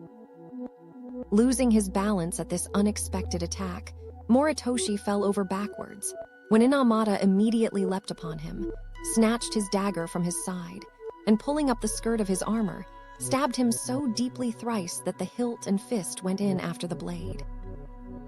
Having thus dispatched him, he cut off his head, and as Hitomi Shiro had come up by then, and at such times disputes about heads were apt to arise, he stuck it on the point of his sword and held it aloft, at the same time shouting loudly. The head of Echuzenji Moritoshi, the famous demon warrior of the Heth, E.K., slain by Inamata no Koiroku Noritsuna of the province of Musashi I, and on the roll of those who died valiantly that day the name of Inamata stood first. Chapter XIV. Shameful one to turn your back to the foe. Tadanori turned in the saddle. We are friends, he replied as he continued on his way. As he had turned, however, Tadazumi had caught a glimpse of his face and noticed that his teeth were blackened. There are none of our side who have blackened teeth, he said. This must be one of the Hek courtiers. And overtaking him, he ranged up to him to grapple. When his 100 followers saw this, since they were hired retainers drawn from various provinces, they 154 scattered and fled in all directions, leaving their leader to his fate. But Satsuma no Kami, who had been brought up at Kumano, was famous for his strength, and was extremely active and agile besides. So clutching Tadazumi, he pulled him from his horse, dealing him 2 stabs with his dirk while he was yet in the saddle, and following them with another as he was falling. The first 2 blows fell on his armor and failed to pierce it, while the third wounded him in the face but was not mortal. And as Tadanori sprang down upon him to cut off his head, Tadazumi Page, who had been riding behind him, slipped from his horse, and with a blow of his sword cut off Tadanori's arm above the elbow. Satsuma no Kami, seeing that all was over and wishing to have a short space to say the death prayer, flung Tadazumi away from him so that he fell about a bow length away. Then turning toward the west, he repeated, Kamio Henjo Jippo Sekai, Nembutsu Shujo Seshu Fusha, O Amida Nyorai, who sheddest the light of thy presence through the 10 quarters of the world, gather into thy radiant heaven all who call upon thy name. And just as his prayer was finished, Tadazumi from behind swept off his head. Not doubting that he had taken the head of a noble foe, but quite unaware who he might be, he was searching his armor when he came across a piece of paper fastened to his quiver, on which was written a verse with this title, The Traveler Host, a Flower. Seeking where I may lodge on my weary way, in the evening under a tree I lie, now is any host but a flower. Wherefore he knew that it could be none but Satsuma, no Kami. Then he lifted up the head on his sword point and shouted with a loud voice, Satsuma no Kami Dono, the demon warrior of Nippon, slain by Akabe no Rokyata Tadazumi of Musashi. And when they heard it, all friends and foes alike moistened the sleeves of their armor with their 155 tears, exclaiming, Alas, what a great captain has passed, a whale warrior, an artist and poet. In all things he was preeminent. Chapter XV. Shigeachare is taken alive. Hun Sami Chujo Shichihira was second in command at Ikuta no Mori, and he was attired that day in a hidetere of dark blue cloth on which a pattern of rocks and seabirds was embroidered in light yellow silk, and armor with purple lacing deepening in its hue toward the skirts. On his head was a helmet with tall golden horns, and his sword also was mounted in gold.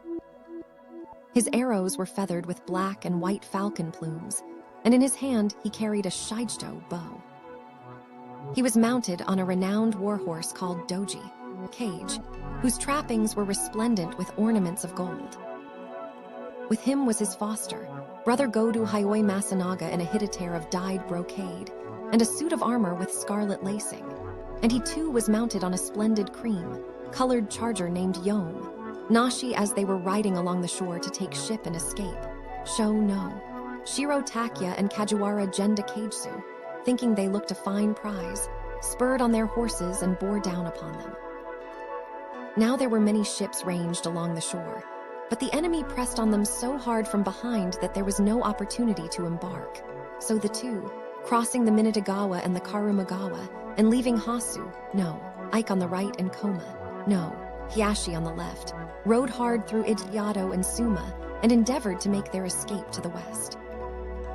As Sami Chujo was mounted on such a famous charger as Doji Cage, it seemed unlikely that any ordinary horse would overhaul him, and the pursuers' mounts were already weakening, when Kajiwara drew his bow to the head, sent an arrow whizzing after them.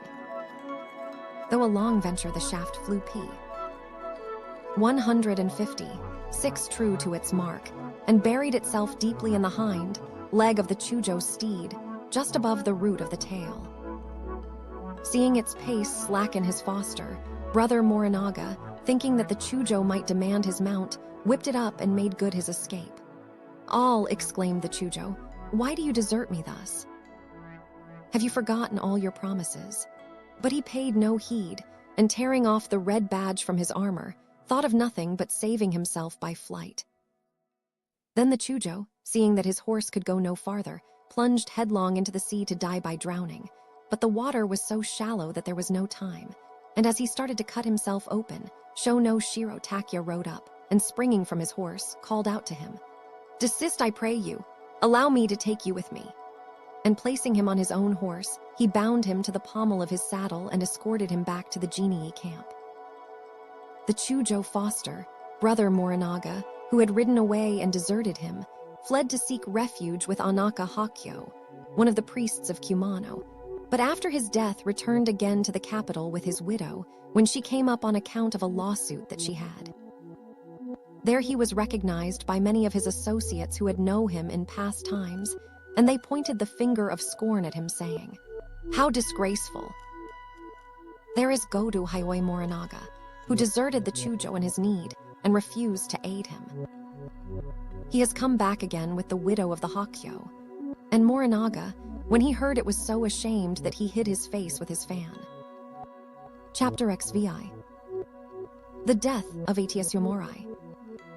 Now when the Heike were rooted at Ikai, no Tani, and their nobles and courtiers were fleeing to the shore to escape in their ships, Kumagai Naozane came riding along a narrow path onto the beach, with the intention of intercepting one of P-150, their great Captain S. Just then his eye fell on a single horseman who was attempting to reach one of the ships in the offing, and had swum his horse out some 20 yards from the water edge. He was richly attired in a silk hittitair embroidered with storks, and the lacing of his armor was shaded green. His helmet was surmounted by lofty horns, and the sword he wore was gay with gold. His 24 arrows had black and white feathers, and he carried a black, lacquered bow bound with rattan. The horse he rode was dappled gray, and its saddle glittered with gold mounting. Not doubting that he was one of the chief captains, Kumagai beckoned to him with his war fan, crying out, "Shameful, to show an enemy your back. Returnal return."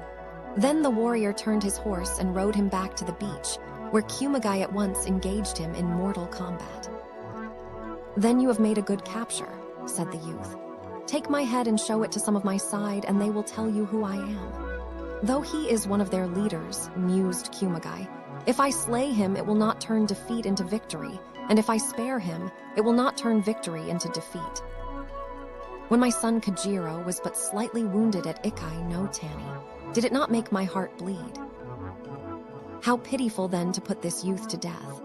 And so he was about to set him free, when, looking behind him, he saw Doi and Kajiwara coming up with 50 horsemen. "Alas, look there," he exclaimed, the tears running down his face. "Though I would spare your life, the whole countryside swarms with our men, P-150, and you cannot escape them.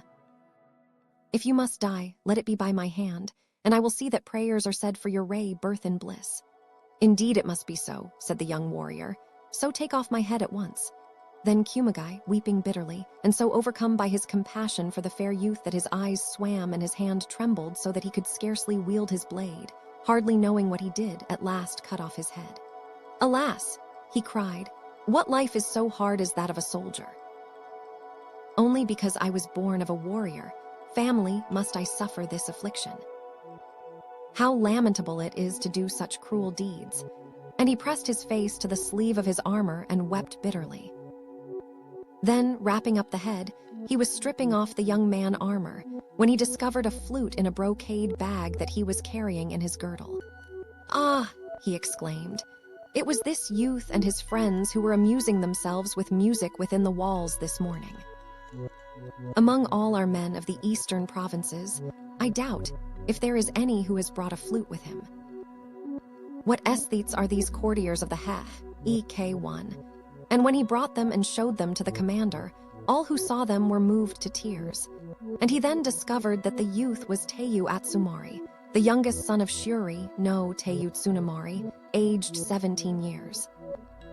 From this time, the mind of Kumagai was turned toward the religious life, and he eventually became a recluse. The flute of Atsumori was one which his grandfather Tadamori, who was a famous player, had received as a present from the Emperor Toba, and had handed down to his father Tsunamori, who has given it to Atsumori because of his skill on the instrument. It was called Sita. Concerning this story of Kumagai, we may quote the saying that even in the most droll and flippant farce there is the germ of a Buddhist psalm. Sita.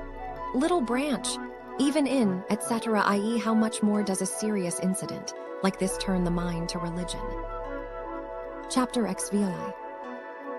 The fight on the shore. Kurando no Teiyu Naramori, the youngest son of Kadowaki Dono, was slain by Tsuchiya. no, Goro Shijuki of Hitachi and Kogo. Gu no.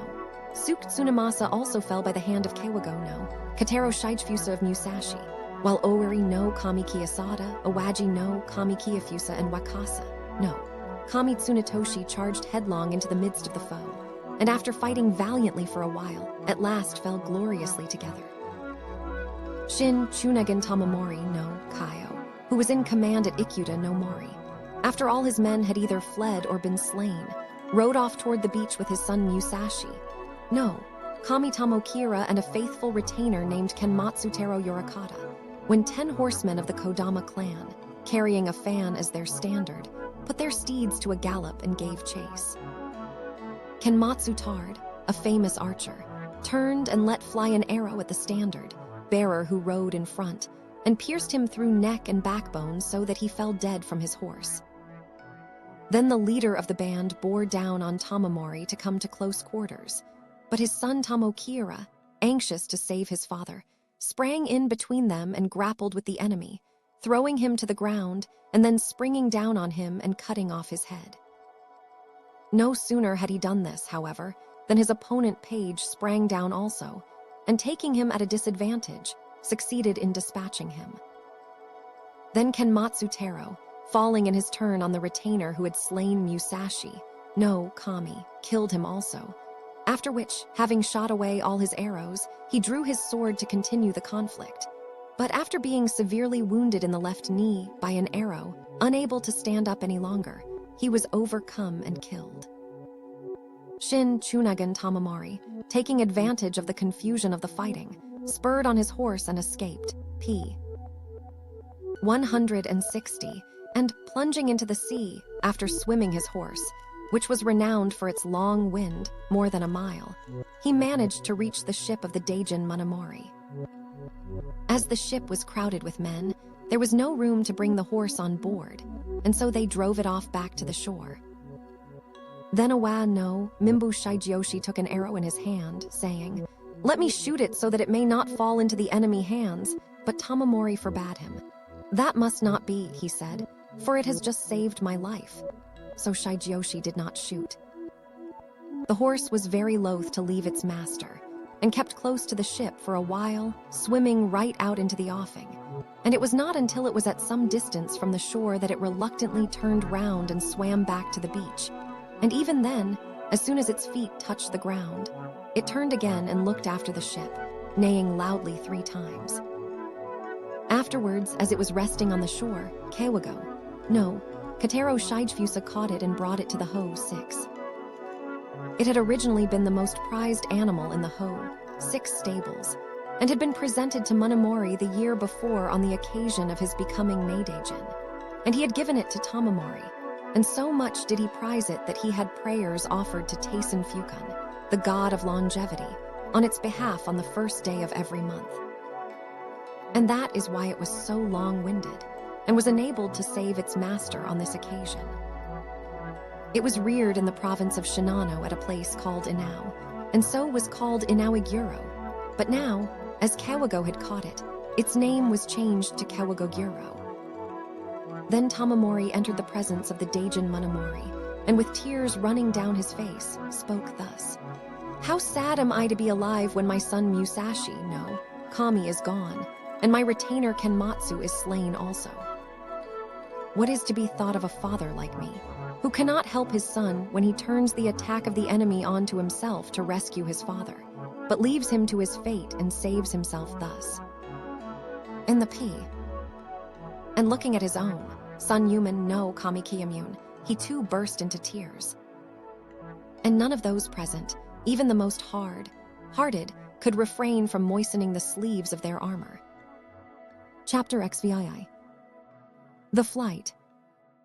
Bichu no Kami Morimori, the youngest son of Komatsu Shigemori, had just embarked in a small boat with 6 of his retainers, when one of the samurai of Tamamori, Seigeman Kanaga by name, galloped down to the water edge and begged them to take him on board, so they backed a little way to take him in.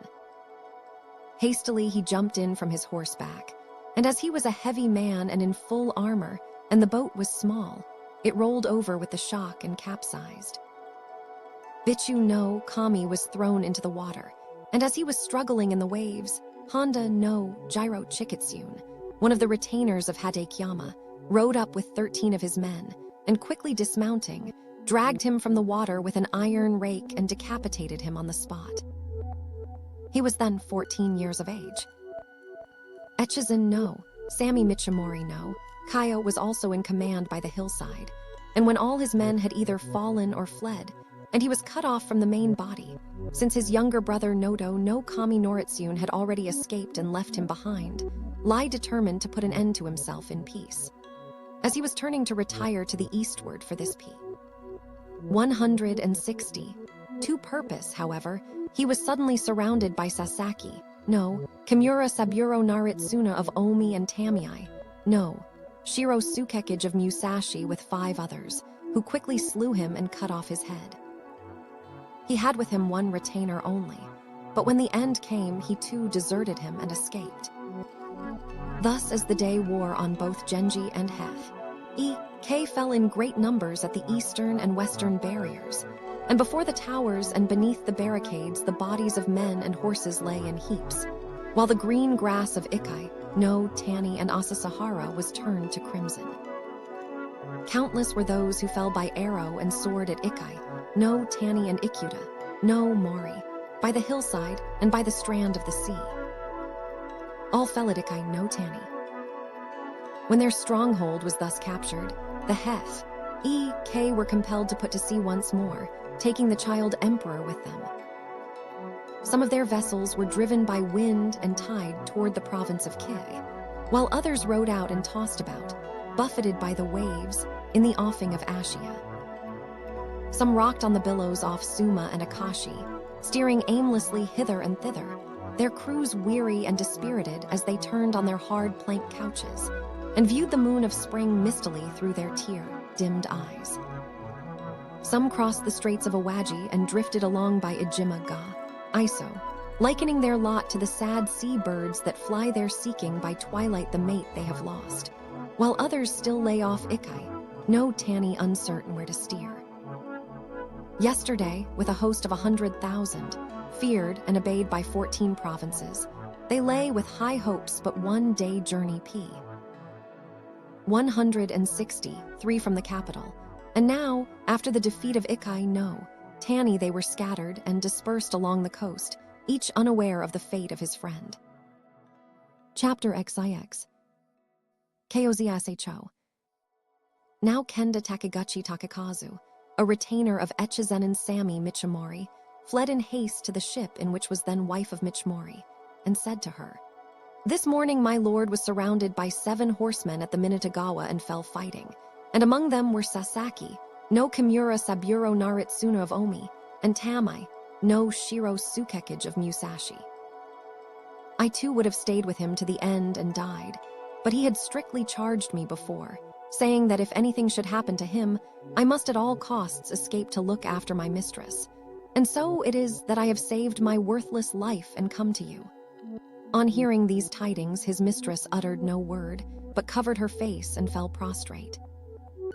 Though she had already heard that he was dead, she had not at first believed it, but for 2 or 3 days had waited as for one who had gone out for a short time and would soon come back. But when 4 or 5 days had passed, her confidence was shaken and she fell into deep melancholy. Her feelings were shared by her foster mother, who alone accompanied her and shared the same pillow. From the 7th day, on which the news was brought to her, until the evening of the 13th, she did not rise from her bed. At dawn on the 14th day, the Hef, E.K. were starting to cross again to Yashima, and until the evening before she still lay on her couch. Then as night drew on and all was quiet in the ship, she turned to her foster mother and said, "Though I had been told it, until this morning I did not realize that my husband was dead, but now, this evening, I know it is true. Everyone says he was killed at the P. 160, 4 Minatagawa, and after that there is none who says he has seen him alive. And what grieves me most is that, when I saw him for a short while on the night before the battle, he was sad and said to me, 'I am certain to be slain in tomorrow battle, and I wonder what will become of you after I am gone.' As there have been so many battles, I did not pay any special heed to it. But if I had thought that it was the last time indeed, I would have promised to follow him to the afterworld. Then he went on to ask me how many months it was, and how I felt, and bade me keep as quiet as was possible in this ever-rolling ship, that the birth might be easy. Ah, how sad it all is if women die at that time. It is a most shameful and melancholy end that they suffer. And yet, if I bear this child and bring it up so that it may recall to me the features of him who is gone, every time I look on it will bring back the memory of my former love, and that will cause me grief without end. Death is the road that none may avoid. Even if I should by good luck pass, scatheless, through these dangerous times, can I trust myself to escape the common fate of being entangled in some other passion? That, too, is a melancholy prospect. To behold him in my dreams when I sleep, and to awake only to look on his features.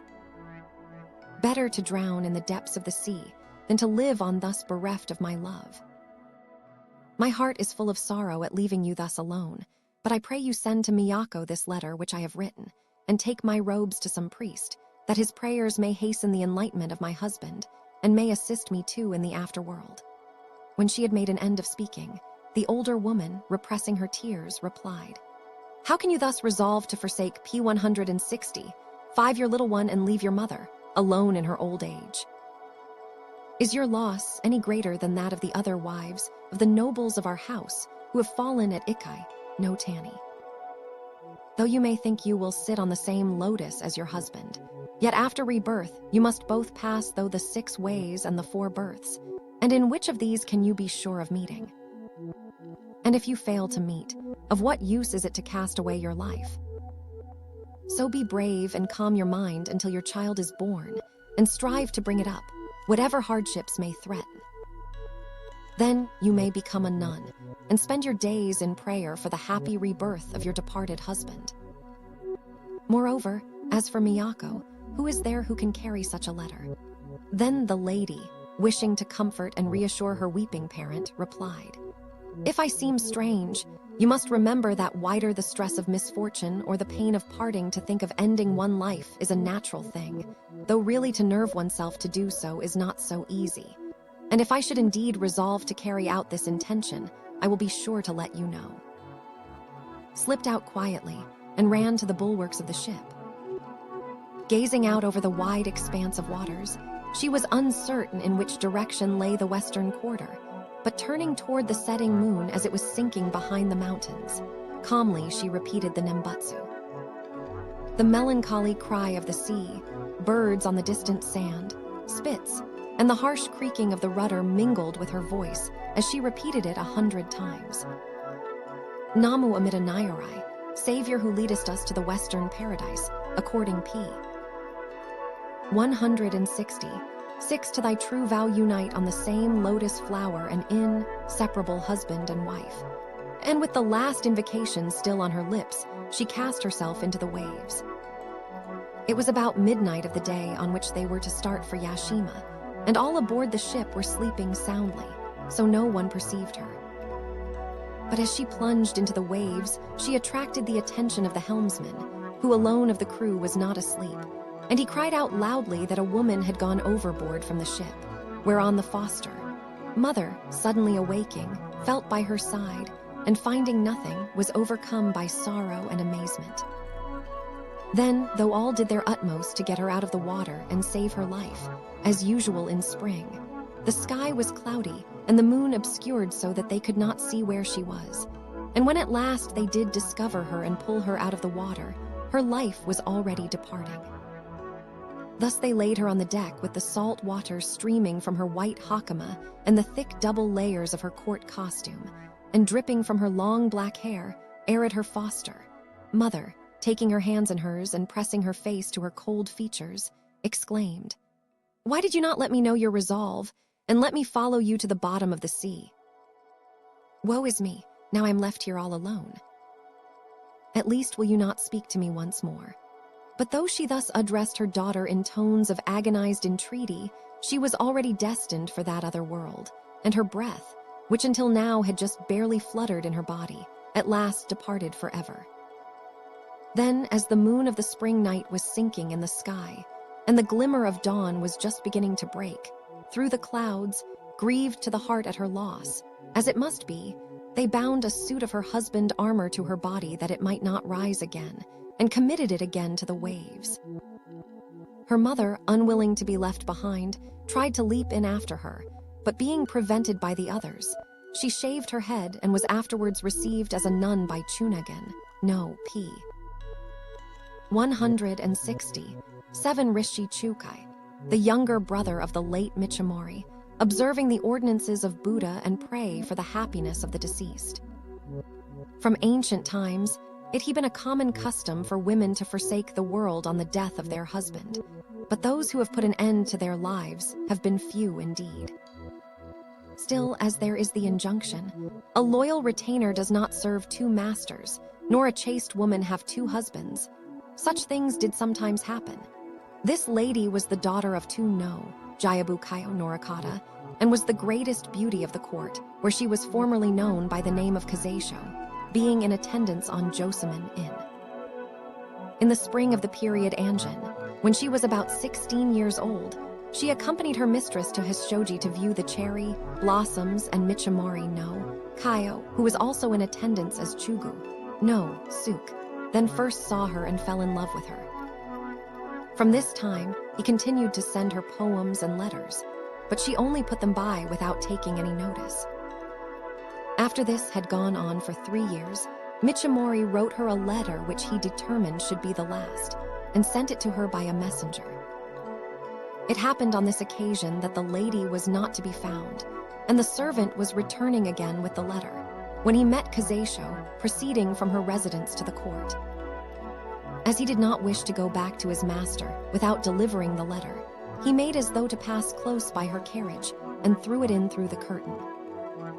Being asked by her companion who was riding with her who had sent it, she said that she did not know, but on opening it, she found that it was from Michimori. As she could not leave it in the car, and it was not a thing that could be thrown out onto the road, she thrust it into the band of her hakama, and so entered the court.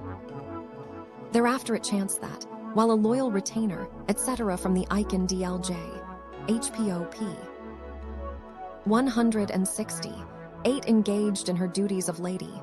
In, waiting, though the palace was exceedingly wide, she happened to drop it right in front of her mistress. The princess at once picked it up and put it into the sleeve of her dress, after which she called her ladies and said to them, "Here is a strange thing that I have found. To whom does it belong?" All the other ladies swore by the gods and Buddhas that they knew nothing about it, and only Kazeisho blushed furiously and said nothing. Then the princess, perceiving that the letter was from Michimori, opened it to scan the contents. It was heavily scented with incense, and the writing was extremely elegant. "Although you are very hard-hearted, I am very delighted," it began, and when she had read it through to the end, she found appended the following verse. "Like is my love to a bridge that is built of the slippery pine. Logs, if you trample it down, surely my sleeves will be wet." "This is a very strong letter," said the princess, "and I fear, if you are too hard-hearted, this love may turn into hate." Oh no, Komachi was famous for her beauty, but she did not know what pity was, and so in time everyone came to hate her. So, though loved by many, her stony heart in the end brought her to such a sorry plight that she had not even the wherewithal to keep off the wind and rain, and was driven to live like a vagrant in the open fields with nothing but the moon and stars to gaze at through her tear-dimmed eyes. At any rate, an answer must be sent to this letter, and the princess called for her ink, stone, and wrote a reply with her own august hand. "If the bridge of logs on which he relies be downtrodden, will Nod sighs who breaks it certainly fall in the stream. Love smolders in the bosom like the smoke of Fuji, and the tears that moisten the sleeve are like the waves of Kiyomigaki." So in the end, Michimori obtained this lovely lady, P. 169, and their affection for each other was most profound. So she followed him even to the wind-tossed waves of the western sea, and in death their path was not divided. Katawaki no Chunagen thus bereaved both of his eldest son Echizen, no Sami Michimori, and his youngest son Naramori, had now none to rely on save Nodo, no Kami Noritsune, and the priest Chunagin, no Rishi Chukai. So the death of this lady, who was the only legacy of his late son, could only add still more to his grief.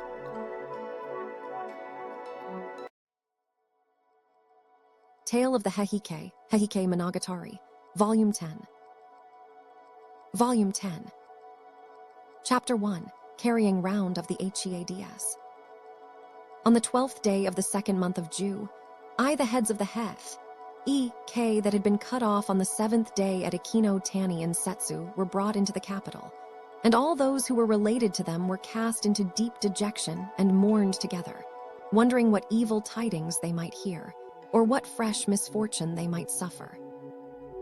And among them the wife of Komatsu, no Sami Chujo Kormori, no Kaio, who had hidden herself in the temple of Daikakuji, hearing that most of the Heth had perished at Ikai no Tani, but that one of them who went by the title of Sami Chujo had been taken alive, was in extreme anxiety to know whether it was indeed her husband. But soon a woman came to the Daikakuji and said that this was not so, but that it was Hun Sami Chujo Shigekira who had been taken, whereat her fears were only increased, lest his head should have been taken with the other. On the 13th day, the officials of the Kebeishi under Teiyu, no Hangwan Nakyori, proceeded to Rokujo, Kawara, to receive the heads, and passed on by Higashi, no Do-in, to the northward, while Noriyori and Yashitsune sent word to His Majesty that they would be exposed on the public gibbet. At this news the Ho-6 was much perturbed, and sent for the Dajo Daijin, the Sadaijin, Udaijin, Nadaijin, and Horikawa, no Dainagan Tadachika, no Kaio, to consult with them about it. The 5 ministers then said, "From ancient times, there is no precedent for carrying the heads of ministers and courtiers through the streets of the capital. And moreover, these are near relations of the late emperor who have for long served at court. Therefore, it is by no means advisable to listen to the demands of Noriyori and Yashitsune." The Ho-6 accordingly decided that the heads were not to be exposed, but when this was reported to the 2 commanders, they again insisted, saying, "When we consider the insurrection of Hojin, they were the enemies of our grandfather Tameyoshi, and in the former days of Heiji, they were the foes of our father Yashitomo. Therefore did we jeopardy our lives to appease the wrath of the emperor, and to cleanse the stain on our father memory, by destroying the enemies of the throne. If the heads of these Heth be not exposed, how shall we be bold to subdue rebellion in the future?" And so, as they thus persisted in their demand, the Ho-5 could not but give way, and the exposure took place at last. Among the innumerable multitudes that thronged to see them were many who had feared and dreaded them in the days of their prosperity. But even these were moved to lamentation when they saw their heads thus paraded in the public street. Then Saito Go and Saito Roku, the 2 brothers who were in attendance on Rokudai Gozen, the young heir of a Sami Chujo Kormori, who was concealed in the Daikakuji, no longer able to restrain their anxiety, disguised themselves as menials and mingled with the crowd, looking carefully at all the heads, but to their joy did not find that of the Chujo among them. Unable, however, to control their feelings at the sad sight, they feared the eyes of the crowd and hastened to return to the Daikakuji. Immediately, the wife of the Chujo asked them how they had fared, whereupon they replied, "Though we looked carefully at all the heads, we did not see that of the Chujo among them. Among the brothers of our Lord, Bichu no Kami Morimori head alone was there, and beside his there were the heads of so, and so, and so, and so." But his mistress could bear no more, and covered her face with her garment and bowed herself to the ground. After a while, Saito Go controlled his feelings and continued, "For these 2 years we have been here in hiding, and thus have seen no one. But now I have been able to look round as I wished, and moreover I have found out from one who has an exact knowledge of everything that the lords of the house of Komatsu Dono took no part in this battle. And the reason was that they were stationed at Mikusa, Yama on the borders of Haruma and Tamba, and when this line was broken by Kuro Yashitsune, Shin, Samurai Chujo Sukamori, Shosho Aramori, and Tango no Jiju Tadafusa took ship from Takasago in Haruma and crossed over to Yashima in Sanuki. "Ah," exclaimed his mistress, "it is because of his anxiety about us, his anguish of mind when day and night he thinks of our lot, that he has fallen sick. When the winds are contrary, how must his heart sink to be at sea? And before the battle, how dread the suspense lest it be his last one, and on his sick bed who is there to soothe his uneasy pillow?"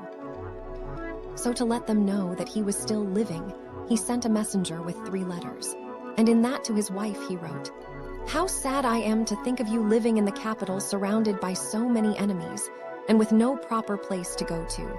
And to have the children to look after must be a greater trial still."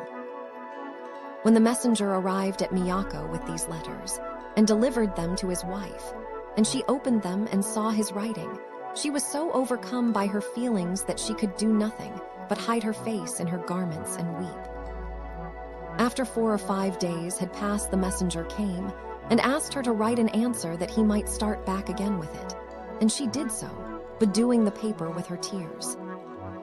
The 2 children too took up their pens to write and asked her, "What shall we say in our letters to our father?" "It is best that you write whatever you think," the lady answered, and so the 2 both wrote the same reply.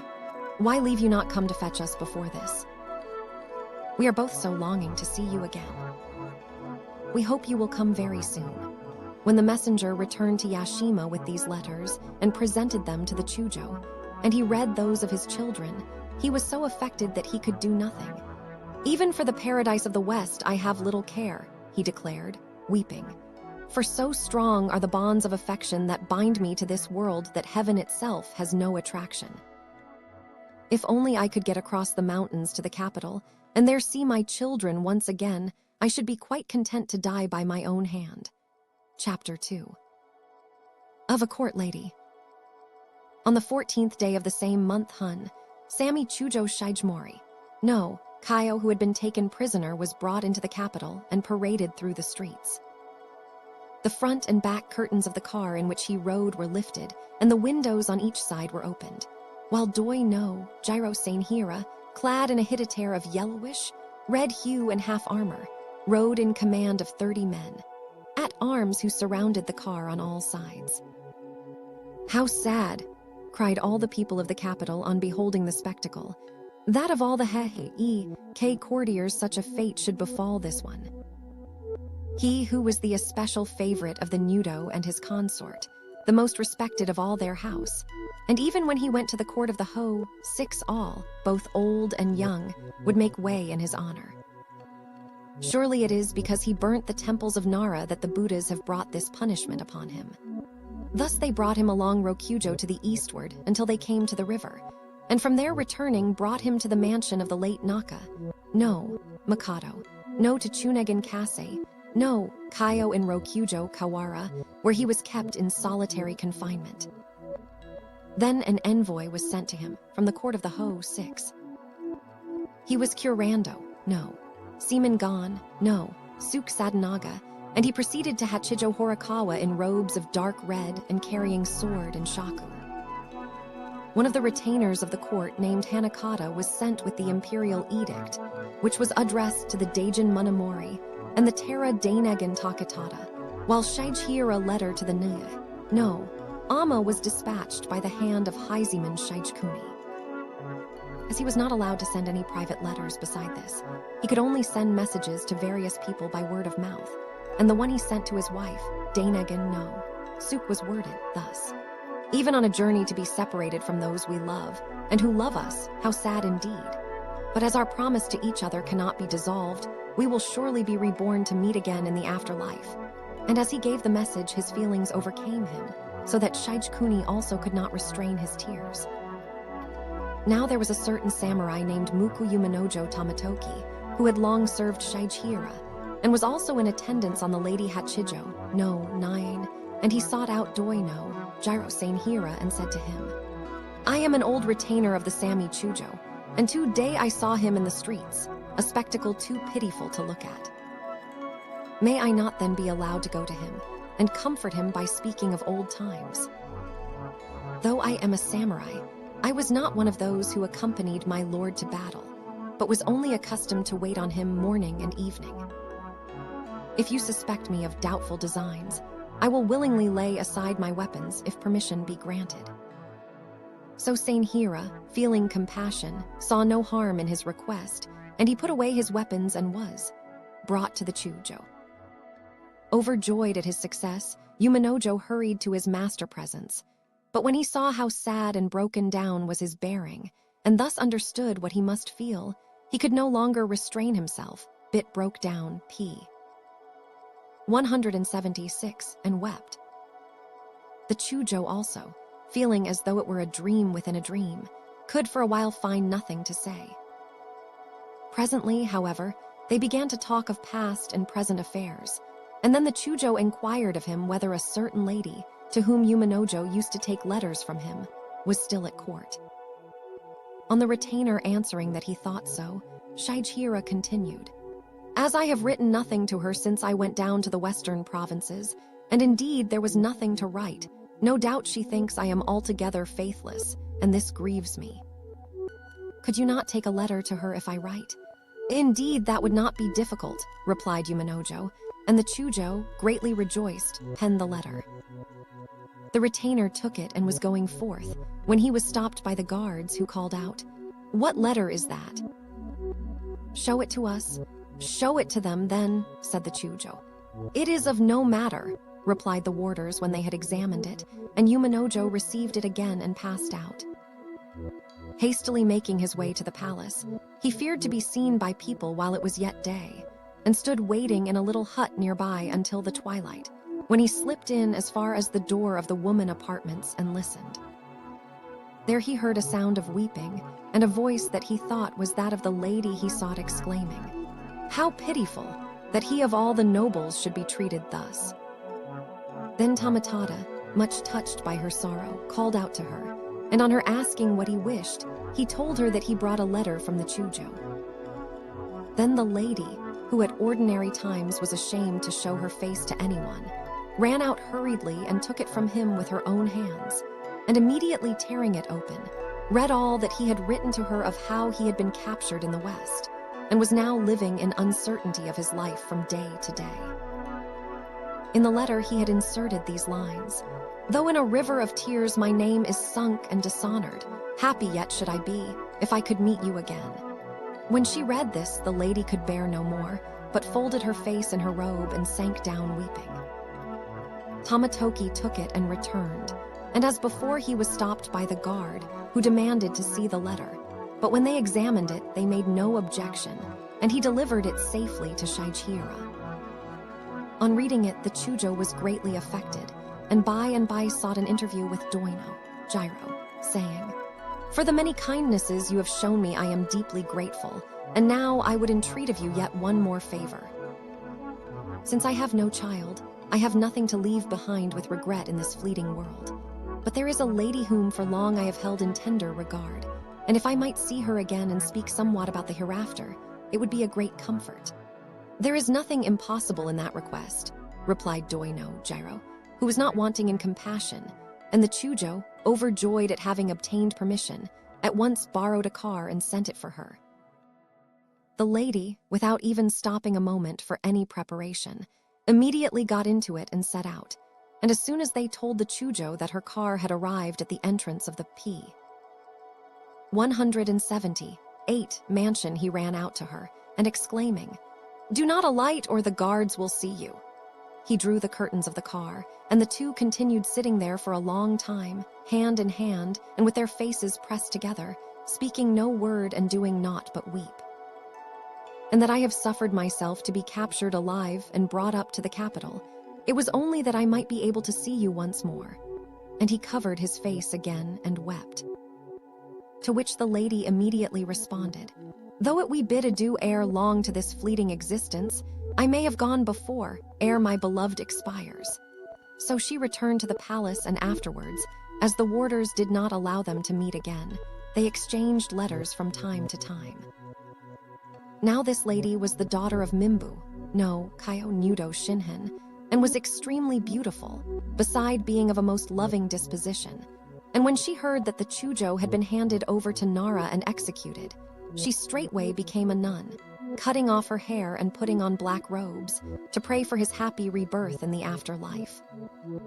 Chapter 3. The Imperial Edict to Yshame.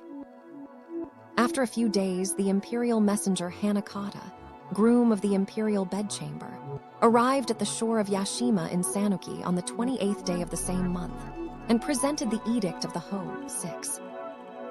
The Daijin Monomori and all the EK courtiers met in solemn assembly to hear it, and it was opened and read thus: that the august person of the divine sovereign should leave the ninefold precincts of the palace and journey through the provinces, and that the 3 sacred treasures should be hidden in Shikoku for so many years, is a great calamity to the imperial court, and may be the cause of our country ruin. Now this Shijihira, no, Kaio is the disloyal subject who burnt the Tadiji at Nara, and according to the advice of our minister Yoritomo, whom we have consulted, should properly be put to death. Separated from those of his family, he was captured alive, and now languishes in captivity like a caged bird that pines for the sky, or like a wild goose that has lost his mates. He would fly back to the far, away isle in the southern seas where is the palace of his imperial lord. But if the 3 sacred treasures be returned to the capital forthwith, this rebel lord shall receive our imperial forgiveness. This is our imperial edict, given on the 14th day of the 2nd day of the 3rd year of Ju. I, by the hand of Daisen, no Teiyu Naratada. To the former Taira Dainagan.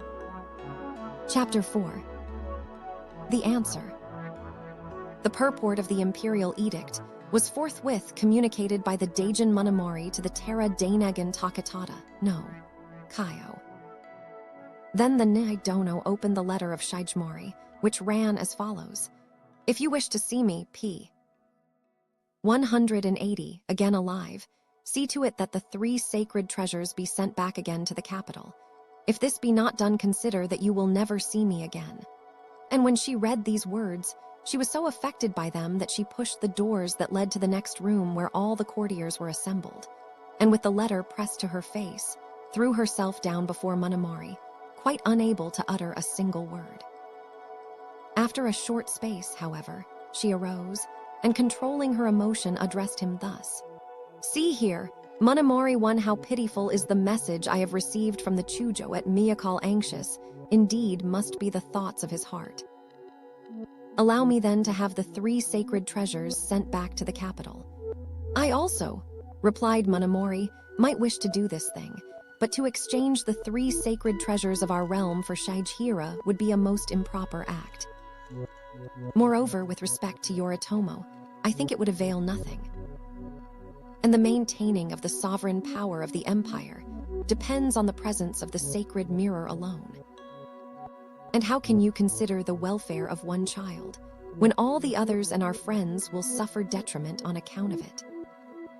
Even affection for children must be according to circumstances. By no means can this thing be done.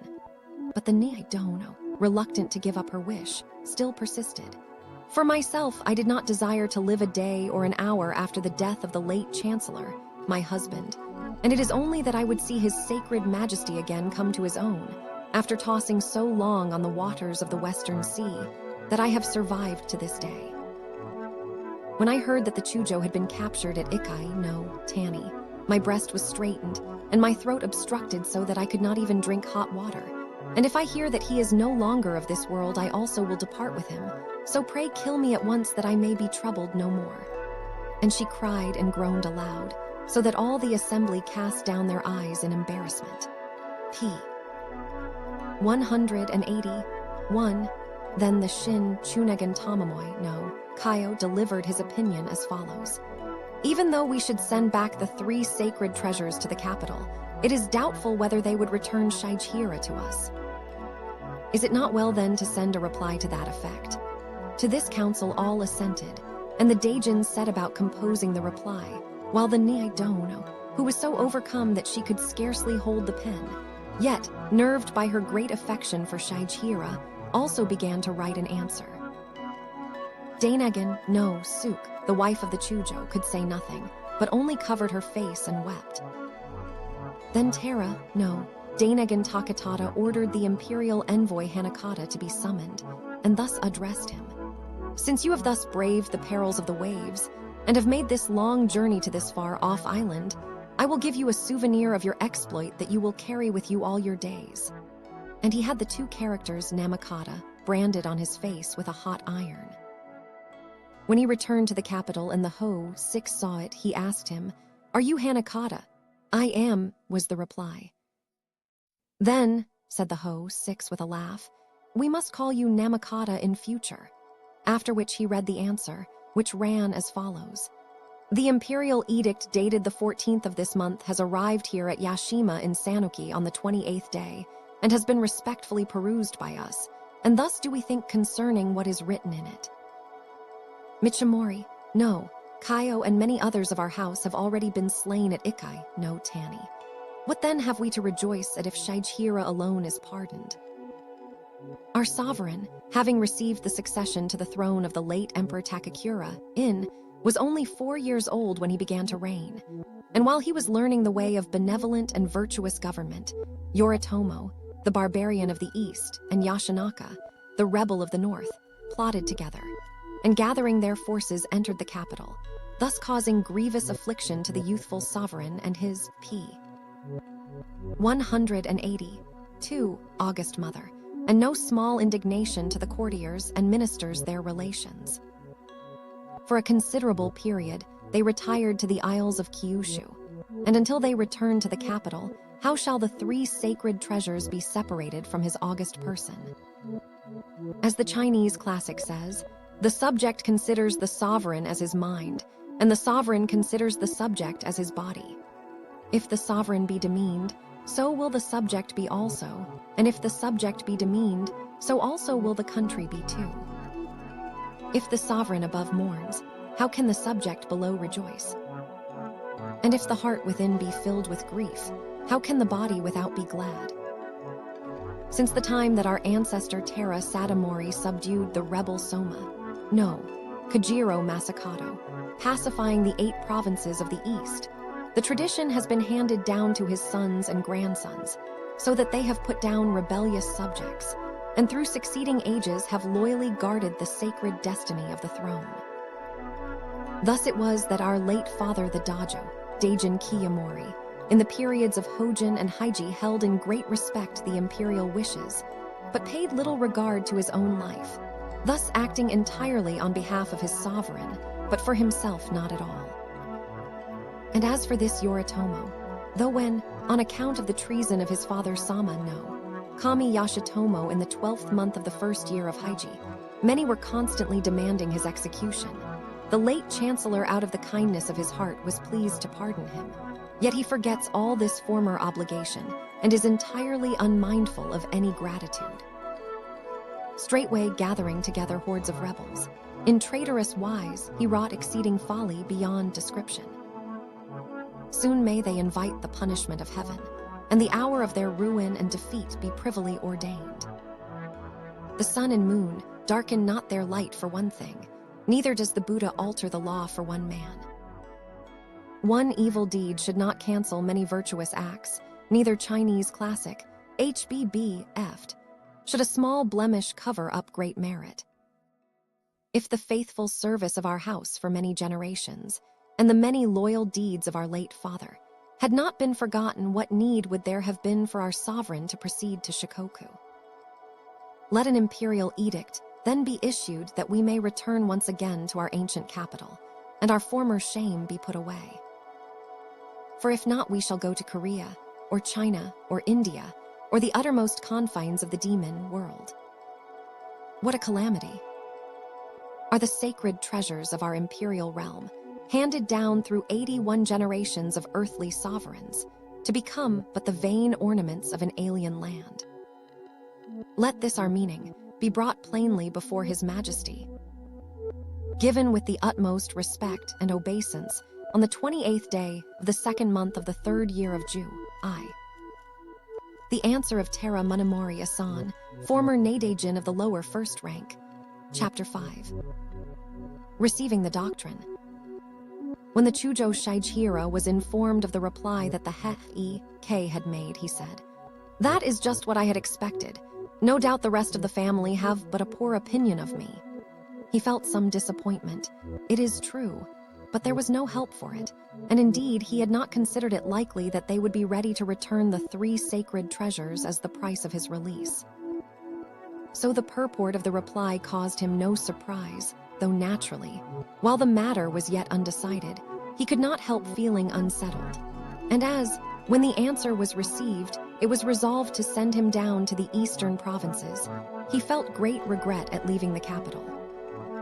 Calling Doi-no-jiro, he asked him whether they would permit him to become a monk, but when this request was communicated to Yoshitsune, and by him reported p. 184 to the Ho 6, His Majesty decided that he could not give his consent until the question had been referred to Yoritomo. "Then," said the Chujo, "may I not be allowed to see a priest who is an old friend of mine, that I may speak with him somewhat about the afterlife?" "Who is the priest?" asked Doi. "Honbo of Kurodani," was the reply. "In that case there is no objection," he answered, and gave permission. The Chujo, much pleased at this, soon called the priest, and on his arrival said to him, weeping, "Though I have been taken alive after many dangers in the western provinces and brought up to the capital, yet it is a happy thing for me in that I can thus meet you again. But what will my fate be in the hereafter? While I had rank and place in the world, distracted by many affairs and held fast in the bonds of the things of this life, my heart was wholly given up to pride, without a thought for what vicissitudes might happen to me. Still more when misfortune overtook our house, and we fled the capital, fighting and struggling here and there. My mind was clogged with the evil desire of killing others and saving my own life, so that no good thoughts could dwell in me. As to the burning of Nara, whether we say it was an imperial order or the chance of war at His Majesty's behest, since the way of this world is difficult to escape, on account of the evil deeds of the monks we marched against them, and the chance burning of the temples that followed was beyond my power to prevent. Still, as I was the commander at that time, if punishment is to fall on one person, it must be on my head that it will fall. So whatever shame may overwhelm me, I know that it is but retribution for this deed. Therefore I would shave my head and go as a mendicant priest, practicing austerities and seeking only the way of Buddha. But even if I could do this in the body, I cannot believe that my heart would be changed, for whatever austerities I might practice would not be enough to attain salvation. Alas, when I think over the conduct of my p. 185 past life, my guilt is greater than Mount Sumeru, while all my righteousness is less than a speck of dust. And if thus in vain I end my life, without doubt I shall be reborn in the 3 ways of torment. And so I beseech you, O Shonin, of your kindness and compassion deign to help even such a worthless one as myself, and to show me how to achieve salvation." At this melancholy speech the Shonin, overcome by grief, bowed his face to the ground, and for a long while, choked by sobs, could answer nothing. By and by, however, he raised himself and spoke as follows. "After with difficulty attaining to birth as man, to fall again into the 3 ways of torment is too grievous a lot. But if in disgust at this sinful world, you seek rebirth in the pure land, cleansing your mind of evil and turning to good, of a surety all the Buddhas of the 3 worlds will rejoice and be glad. In times of degeneracy and of the 5 corruptions, by faith in the name of Amida we can prevail." Thus fixing the whole mind on his paradise, and concentrating all austerities into the repetition of the 6-character invocation, none can be so dull or ignorant, but his prayer will be heard, nor will any be despised, be his guilt never so deep. If you turn from the 10 transgressions and the 5 rebellions, you will attain paradise, and however small your merit, your hope will not be disappointed. If with earnest mind you repeat the Nembutsu, surely Amida will come to meet you. If, with the full knowledge that paradise is to be obtained by the repetition of the Nembutsu, you wholeheartedly repeat it, then paradise is yours. If you say that repeating it means repentance, and thus repeat it, you do indeed repent. If you trust in Amida the ale, powerful, no evil karma can approach, and if you have faith in the Nembutsu to cleanse from sin, all your sins will be washed away. The peculiar advantage of the Pure Land sect lies in this, that it sums up the whole doctrine in this one P. At this exposition, the Chujo was greatly rejoiced, and replied, I pray you straightway let me receive the 10 precepts, but is it possible that I can do this without becoming a monk? Indeed, said the shaman, it is quite usual to observe the 10 precepts without becoming a monk. And taking a razor, he laid it on his forehead, and made the motions of shaving his head, after which he instructed him in the 10 precepts. The Chujo received his instruction with tears of gladness, and the shaman too, being a man of sympathy in all things, taught him the ordinances in a voice broken by sobs. Then sending for his inkstone, which he had deposited with the samurai, he handed it to the shaman, saying, Do not give this to anyone, but please keep it always near you. And whenever you look at it, remember that it belonged to a certain person, and deign to say a nembutsu. Moreover, if you can spare time, please send me a volume of the sutras. At this, the shaman could find nothing to say, but putting the inkstone into his bosom, he pressed to his face the sleeve of his black robe, and weeping bitterly returned to Kurodani. This inkstone was one that the Sung Emperor had sent as a return gift to his father, the Nudo, when the Chancellor had sent a present of gold dust to China, and was inscribed, to the great minister of the Taira of Wada in Japan. Its name was Matsukage. 3 actions. Of the body, mind, and speech, 5 dignities. Of walking, standing, sitting, and lying. Chapter 6. The Sea Road. Now since Hayoi, no, Suke Yoritomo had given repeated orders to that effect, there was nothing for it but that Shijihira should go down to Kamakura. And so he was handed over by Doi no Jiro Seinhira and sent to the quarters of Kuro Onzoshi Yashitsune. And on the 10th day of the 3rd month he set out, accompanied by Kajiwara Haizo Kagetoki. It was a sad fate for him to be taken alive and sent to Miyako after all the hazards of the western provinces. But how much worse was it now to have to travel even beyond the eastern barrier? When they came to Shin-no, Miyakawara, he remembered how formerly the 4th imperial prince of Enki called Semai. Maru had calmed his mind amid the eastern tempests by playing his biwa in this spot, and how Hakuga no Sammy, persevering for 3 years both on gusty days and calm, on rainy nights and fine, pacing up and down and standing to listen, received from him the 3 secret melodies. In those days, too, he thought, it was hard to live in a straw-thatched hut. Passing over Osaka, Yama the hoofs of their horses echoed as they rode over the bridge of Sita, and the skylark rose in the heavens. The village of Noro and the waves of Shiga were shrouded in the mist of spring, and leaving Kagami, Yama, and the lofty peak of Hira on the north, the hill of Ibuki drew nigh. Though not of much interest, the crumbling wooden eaves of the barrier of Fuwa had a certain charm, while the ebbing tide of the bay of Narumi suggested sad forebodings of the future that moistened his sleeve with tears. As they came to Yabase in Mikawa, Thev thought of Ariwara no Narihira and the famous stanza that Semai Maru, in the Kenjaku Monogatari, he is said to have been the servant of Prince Atsuzane, the 8th son of the Emperor Yuda. Enki signifies the Emperor Daigo, Hakuga. Or Minamoto Hiramasa, grandson of the Emperor Daigo, p. 188, he made there, beginning, Karakoromo Kitsutsu ner nai shi. And as they watched the parting of the waters, this too caused them sad reflections. As they passed over the bridge of Hamana, the wind was blowing in the pines, and the sound of the waves smote on their ears at Airi. But even without these mournful sounds, the journey would have been melancholy enough. As evening drew on, they came to Aikta in Totomi, and at this station the Chujo lodged at the house of a certain lady, in waiting, who was the daughter of one Yuya, a wealthy man of that place. When the lady perceived the Chujo, she said, How strange that such a personage should come to a poor place like this, of which he has not even thought. And she sent him the following verse. When on a journey you rest in a lowly honest smoke, begrimed cottage, then your Miyako home dearer and fairer appears. The Chujo replied, on such a journey as this what boots it to wish for Miyako? Since I can call it, he mean never again in this life.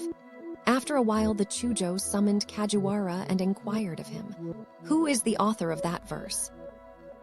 Sad though I feel to miss the beauties of spring in Miyako, in my loved eastern land, haply the flowers may fall. P. 189.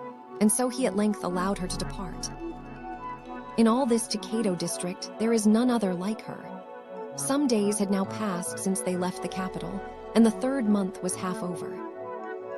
The flowers on the far, away mountains they sometimes mistook for the late, lying snow, and over the bays and islets the mist slowly drifted, and as the Chujo rode on he brooded over his past life and what was to befall. By what karma, relation in a former life had this misfortune come upon him? Verily, the only abiding thing was Tirsel his mother, the Niaidono, and his wife Dainagan. No, Suk had often regretted that he had no child, and had prayed fervently to the gods and Buddhas to grant them one, but with no effect. Perhaps it is as well, quoth Shaichira, for where there is no child there is the less to regret. When they came to Seio no Nakayama and thought that they had to pass over it, they felt the more grieved, and again their sleeves were wet. Utsu no Yamabe, with its ivied path, though it depresses them, is past too, and they go on Throg Tegoshi, when afar off to the north a snow-clad peak appears, and on asking, the Chujo is told it is called Kai no Shurin, the white peak of the province of Kai. Repressing his tears, he makes this verse. Little reck I of life indeed, but to-day for the first time clear before my eyes looms the white peak of reward. Passing by Kiyomi, Ga Seki, they entered the plain at the foot of Mount Fuji. On the north lay the steep green slope of the mountain with its pine trees rustling in the breeze, and on the south lay the wide expanse of blue sea with its waves forever rolling up on the shore. They then passed over Ashigara, Yama, the Myojin of which place is recorded to have made this verse concerning his wife. If you love, your body peak of reward. The word Kai has also this meaning, becomes wasted, and as it is not, you do not love. Then they came to Koyarugi no Mori and Mariko, Kawa and the shore of Koiso and Oiso, and after passing Yatsuma, Tagami, Ga Hara and Mikoshi, Ga Saki, having spent many days on the way, though they had not seemed to hurry, they came at last to Kamakura. Chapter 7. SNSHU. So Sami Chujo was brought into the presence of Hyeno, Suk, and Yoritomo thus addressed him.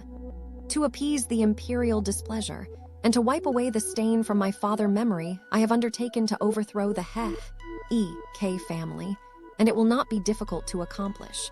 But verily I did not at all expect to see you here under these circumstances. As it is, perchance I may have the honor of receiving the Daijin Munamori as well. But concerning the burning of the temples of Nara, whether it was done by the command of the late Nudo Kiyomori, or whether it was ordered by you on the spur of the moment, I know not. But anyhow it was an exceeding heinous crime. It was done neither by the command of the Nudo, nor by my own design, replied the Chujo. But it happened accidentally in the course of the operations we undertook to suppress the violence of the monks. While no less than 60 members of the family have been promoted to high office, so that for 20 years there has been none to equal it in all the land for rank and authority. Now it is said that he who fights the battles of the emperor shall not be bereft of the imperial favor for 7 generations. But this, I think, is quite false. For though the late Nudo hazarded his life for the throne many times, it was his generation only that was fortunate and happy, and his children have come to this state that you behold. Our fate has come upon us, and our rule is overthrown. Fugitives from the capital, our corpses bleach on mountain and plain, and men would spread our shame far over the waves of the western ocean. That I should thus be taken alive and brought down hither is a thing of which I never dreamed, and I can but regard it as the result of the misdeeds of a former life. It is related in history how in China King In of Tu was captured at Ka Dai, and how King Bun was held prisoner at Yu, Rai. And if there were such examples in antiquity, how should the men of this age fare better? It is not really such a disgrace for a warrior to fall into the hands of his enemy and be put to death, so I pray you of your favor grant me a speedy execution." As he thus finished speaking, Kajiwara exclaimed in admiration, "Ah, there is a great leader indeed." And both he and the samurai in attendance could not refrain from pressing their sleeves to their eyes. Yoritomo, too, was not unaffected by his bearing. "Far be it from me to regard the Taira house as my personal foes," he exclaimed in reply. "It is only that I carry out the imperial order. As for the burning of the temples of the south capital, let that be settled by the decision of the monks themselves." And he ordered that the Chujo should be placed in charge of Kano, no, Suk Munamachi of the province of Izu. A treatment that seemed just like the handing over of the sinners of the Shaba, whirled to the 10 kings for 7 days each. But this Kano, no, Suk was a merciful man and did not treat the Chujo at all severely, but was very kind to him in all things. And first of all, he led him away to take a hot bath. Now the Chujo thought he could meet any fate calmly if he could wash away the dust and grime of the road and make himself clean again, and was just taking his bath, when after a little while the door of the bath room was opened, and there entered a beautiful girl of about 20-year-old, with a fine white complexion and very lovely hair. She was wearing a bath robe of unlined material dyed in colors, and was attended by a little maid of 14 or 15 with short hair, dressed in an unlined garment of white, dyed with a blue design here and there, and carrying some combs in a small wash basin. This request the lady repeated to Yoritomo, but he replied, "That cannot be." That evening was somewhat rainy, and everything was very dreary, when the lady again appeared bringing a biwa and kodo. Kano, no, Suk also came in with 10 of his attendants and brought wine before the Chujo, which Senshu, no, me served to him. Shijihira, no, Kaio took a little, but seemed rather indifferent to their attentions, whereupon Kano, Nasuk spoke as follows. "I am a man of the province of Izu, and am only a sojourner in Kamakura, but I will do anything I can to serve you. And Hayoi no, Suk Dono has ordered that we accede to any wishes you may have, so please command us." Then Senshu sang the refrain entitled, "Even the 10 transgressions, they shall be taken away," and then sang 4 or 5 times the Ameo measure. "Let all who desire paradise call on the name of Amida." Then the Chujo drained his cup, and Senshu took it and gave it to Kano Nasuk, and while he was drinking, she played the biwa. "This melody is usually called Gojo Raku," said the Chujo in jest.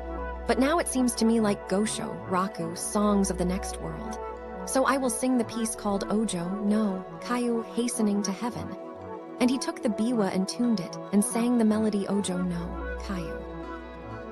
And so the night grew on, and his heart became free of care, and he said, "Who would have thought to find such grace in the eastern provinces?"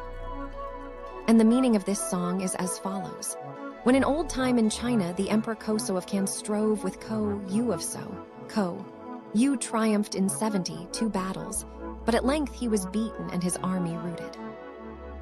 Then, springing on to his horse Sway, famous for its wondrous strength and swiftness, he made to escape with his consort Gushi, when strange to say the horse set both his feet firm and refused to move. Shedding tears of chagrin Yu exclaimed, "My power is already gone, and for the attacks of the enemy I care nothing. All that grieves me is the parting with this lady." It is the scene of Gushi weeping in the waning light, as the troops of the enemy came shouting down on all sides, that Kissho, Ko has represented in this poem, and it was a sign of the Chujo artistic feeling that he chose it to sing on this occasion.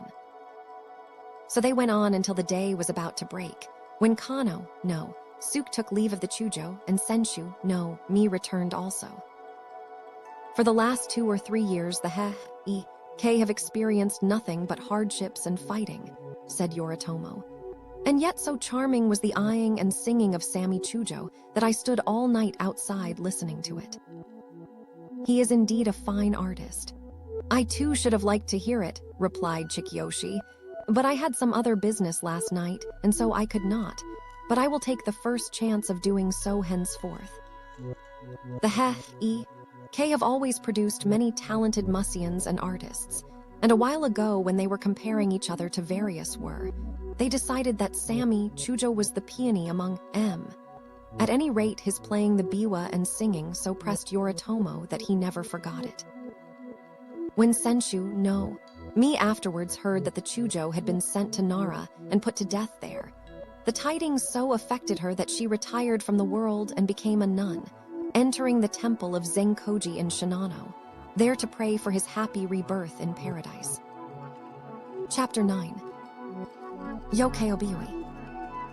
Now though the body of Sammy Chujo Koromori was in Yashima, yet his heart was ever in Miyako, for never for a moment was his mind free from anxiety about his wife and little ones whom he had left in the capital. Unable at last to bear the suspense, on the 15th day of the 3rd month of the 3rd year of Juai, he slipped out of his house at Yashima at dawn and departed, accompanied by Yasuyoi Shichikage, his page Ishido Maru, and a tonri named Take Sato, who was included because he understood ships. With these three he took ship at Yuki, Nura in the province of Owa, and after passing by the offing of Naruto, they shaped their course towards Kig, passing on their way the shrines of Tamatsu Shima Myojin, who is worshipped as the god of Waka, Fukage, and Satori, Haim, Nishizan, and Kaken, and arriving at last at Minato in Kig. Thence he thought to go by the hills to Miyako and meet his wife and children, but when he remembered how his uncle the Chujo Shichihira had been taken alive, and exposed to the shame of being carried thus to Miyako and Kamakura, he feared to heap shame on his father Gave if he also were taken, and though his feelings naturally dragged him in that direction, he fought them down and proceeded to Koya. Now in Koya there was a certain saintly priest whom he had formerly known. He had been a retainer of Komatsu Dono, and his name was Sato Takeguchi Takayori, the son of Sato Seaman Machiori. When he was 13 years of age, he had gone to the palace to take up his duties, and there he fell deeply in love with a girl named Yakabu, a maid, waiting on the imperial consort Kenraman Inn. When his father heard of this, he remonstrated with him very strongly, for he had intended that his son should make a good match through which he might be able to obtain a good position at court. Thereupon Takeguchi exclaimed, "In ancient times in China there lived one named Sio, Bo who is alive no longer, and Tobo. Saku also is now but a name and nothing more. Fleeting are the limits of youth and age, for as a flash of fire they pass and are gone. If we speak of long life, it is but 70 or 80 years, and of these the Prince of Life is no more than 20. So in this world of dreams and illusions, why be burdened with one we dislike, even for a moment? But if I look on the one I love, it is disobedience to my father. By this lesson, I will learn virtue. I will renounce this passing world and enter the way of Buddha." And at the age of 19, he shaved his head and entered the temple of Ojo in Saga. When Yakabu heard this, she said, "That he should give me up is quite natural, but why be so foolish as to become a monk? And if he meant to retire from the world, why did he not first come and tell me of it?" So thinking that however strong his resolve might be, he might have come and expressed his regret, she left the city one evening and set off for Saga in anxious mood. It was now past the 10th day of the 2nd month, and the spring breeze of Umezu wafted her the grateful scent of many blossoms, while the moon, half hidden by the drifting mist, reflected itself dimly in the Ogawa. But how sad and troubled was her heart as she searched for her lover. All she had heard was the name of the temple, but she knew not in what part of it he was living, and so she wandered about distractedly hither and thither, trying to find it in great distress. Then she heard proceeding from a rough and poor cell the voice of someone reciting the sutras, and she knew it for the voice of Takeguchi Nudo. So she told the maid who was with her to go and take this message. "Even though you have thus changed your condition, I, Yakabu, have come so far to see you once more." Takegachi was greatly amazed and agitated to hear this, and peeping through a hole in the shoji, saw her standing outside, the skirts of her garments soaked with dew, and her sleeves wet with tears. Her face had grown thinner in the meanwhile, and she looked weary with her search, truly a sight to melt the heart of the most fanatic devotee. But Takegachi only sent someone out to say, "The person whom you seek is not here. You must have come to the wrong place." And so there was nothing for Yakubu to do but to swallow her tears and wend her way back to Miyako, sad and bitter of heart. By and by Takegachi said to the monk who dwelt with him, "This is a quiet place, and there is no interruption to one's prayers, but now that girl knows my whereabouts, and though once I was able to steal my heart, if she should follow me again, I might melt. Farewell." And he left Saga and betook himself to Mount Koya, where he entered the temple of Shoujo Shin, in to practice the religious life. There after a while he heard that Yakubu too had left the world and become a nun, and he sent her this stanza. "Till you forsook the world your heart was filled with resentment, surely your soul must rejoice, now you have entered the way." To this Yakubu answered, "Where is the need for regret when once we have entered the cloister? There is no turning back when we have entered the way." Afterwards she entered the temple of Hokeji at Nara, but she was unable to forget the past, and brooded over it until before long she fell sick and died. When Takegachi Nudo was told of it, he redoubled his religious austerities, and his father forgave his unfilial conduct, so that he became to be known to all who were acquainted with him as the Saint of Koya. Now when Koromori met him after a long while, he remembered him as attired in Harajinu and Tate, eboshi, his hair carefully dressed and his whole appearance rich and gay. p. 198.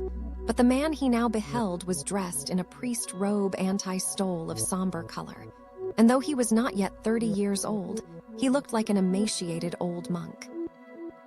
His person exuded an odor of incense smoke, and his whole demeanor was that of a sage sunk in profound and pious meditations, so much that his condition seemed to Koromori a most enviable one.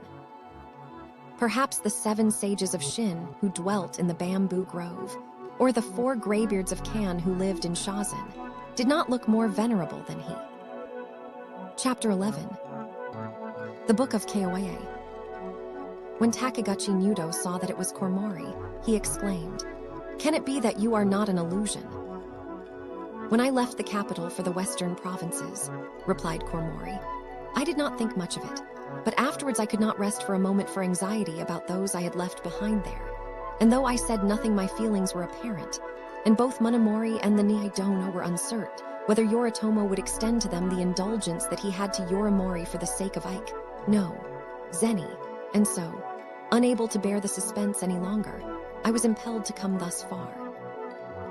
Here I thought to renounce the world, and yield up nay life by fire or water, but I have a great desire to go to Kumano. The affairs of this world of dreams are of little matter," replied Takegachi Nudo, "but to spend long ages in the hells is indeed painful." Then Takegachi led him round to pray at all the monasteries and pagodas, coming at last to the Oku no Inn. Mount Koya is 200 rai from the imperial capital, silent, and far from the habitations of men. Untainted are the breezes that rustle its branches, calm are the shadows of its setting sun. 8 are its peaks and 8 are its valleys, truly a spot to purify the heart. Beneath the forest mists the flowers blossom, the bells echo to the cloud-capped hills.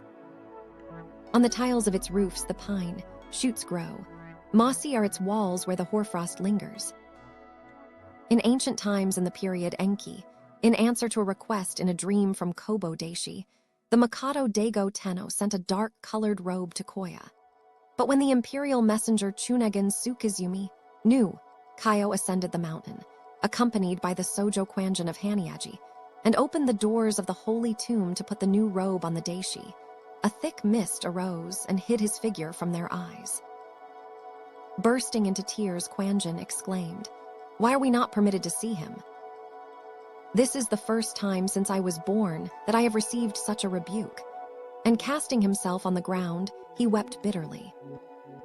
Then the mist gradually melted away, and the Daishi appeared like the moon from the clouds. And Quanjin, weeping now for joy, clothed him in the new garment and also shaved his hair, which had grown very long. Though the imperial messenger and the Sojo Quanjin were able to see and adore the Daishi, the Sojo acolyte, Negu Shunryu of Ishiyama, who had accompanied them, was unable to do so on account of his youth and was greatly grieved in consequence. So the Sojo took his hand and placed it upon the knee of the Daishi, and ever after this hand had a fragrant odor all his life. It is said, too, that instruction for making incense of a similar scent is still handed down at the temple of Ishiyama. Now this was the reply that the Daishi sent to the Mikado. In former days, I met a sattva, and from him learned all the secret tradition of Dharani and Madra. In everlasting pity for the people of the world, I took upon myself an unparalleled vow, and trusting in the great pity of Fujin, exhibiting in myself perfect tranquility in these far-off confines, I wait the coming of Miroku. Not otherwise did Mahakasyapa retire to the cave in Mount Keisoku to await the coming of universal peace. It was on the 21st day of the 3rd month of the 2nd year of Shou, Wa at the hour of the tiger, that Kobo Daishi entered Nirvana, and that is now 300 years ago, so that he has yet 5,670,000,000 years to wait for the rebirth of Miroku and the salvation of the world. Chapter XV. Kaori Morai renounces the world. I am forever undecided, like the birds on the snowy peaks of India that are always crying. Today we will build our nest, or tomorrow, declared Kormori, weeping. Tanned by the salt breezes and wasted by continual anxiety, he no longer looked like his former self, but even now he was far more comely than most men. That night he returned to the cell of Takiguchi Nudo, and there they talked of many things both past and present. As the night grew on and he watched the deportment of the Nudo, he perceived that he was indeed as it were polishing the jewel, 6F truth on the floor of profound faith, and at the boom of the bell at the hour of the tiger, 4 a.m., he came to understand the unreality of this world of illusion. Early the next morning, he called Chigaku Shanin of Tozen Inn and intimated to him that he wished to become a monk. He also summoned Yasabioi Shichige and Ishido Maru and addressed them thus. As for me, I am overwhelmed by unspeakable anxieties, and my way has become straightened so that I cannot escape. But whatever may become of me, there is no need for you to throw away your lives. Many others are still living, so after I have met my fate, do you make haste to the capital and help them, both cherishing my wife and children and praying for my happier rebirth. On hearing this, the two were for a while choked by emotion so that they could utter no word, but by and by Shichige controlled his feelings and said, At the time of the rebellion of Heiji, my father Yasuzeman Keijiasu followed our lord Shigemori, and at Nijo, Horikawa engaged Kamada Hayoi and fell by the hand of Akugenda. I also might have done some such deed, but at that time I was hardly 2 years old and so remember nothing of it. When I was 7 years old, my mother followed my father, and I was left alone with none to care for me, when your late father took compassion on me, saying that, as I was the son of one who had given his life for him, I should always be brought up in his house. And so, when I was 9 years old, on the same night as you performed Genpuku, I also, to my great pride, was permitted to bind up my hair. As the character Mori is the sign of your house, your father gave it to you the 5th generation, and to me, he gave the first character of his name and called me Shichige, my name before this being Matsuo. And concerning this my youthful name Matsuo also, on the 50th day after my birth, my father took me in his arms to our Lord, and he said, The name of my house is Kamatsu, so let him be called Matsuo in commemoration. Indeed, my father having died thus was a great blessing to me, for among the other retainers my equals I was perchance even too much favored by our Lord. So, when he was dying, and had already put away all thoughts of the things of this world, he sent for me and said, Alas, you regarded me as your father, and I looked on you as a memento of Keijiasu. At the next appointment of officials, I intended to raise you to be Yuki, no, Joe, thus giving you the same rank as your father bore. But now it is all in vain.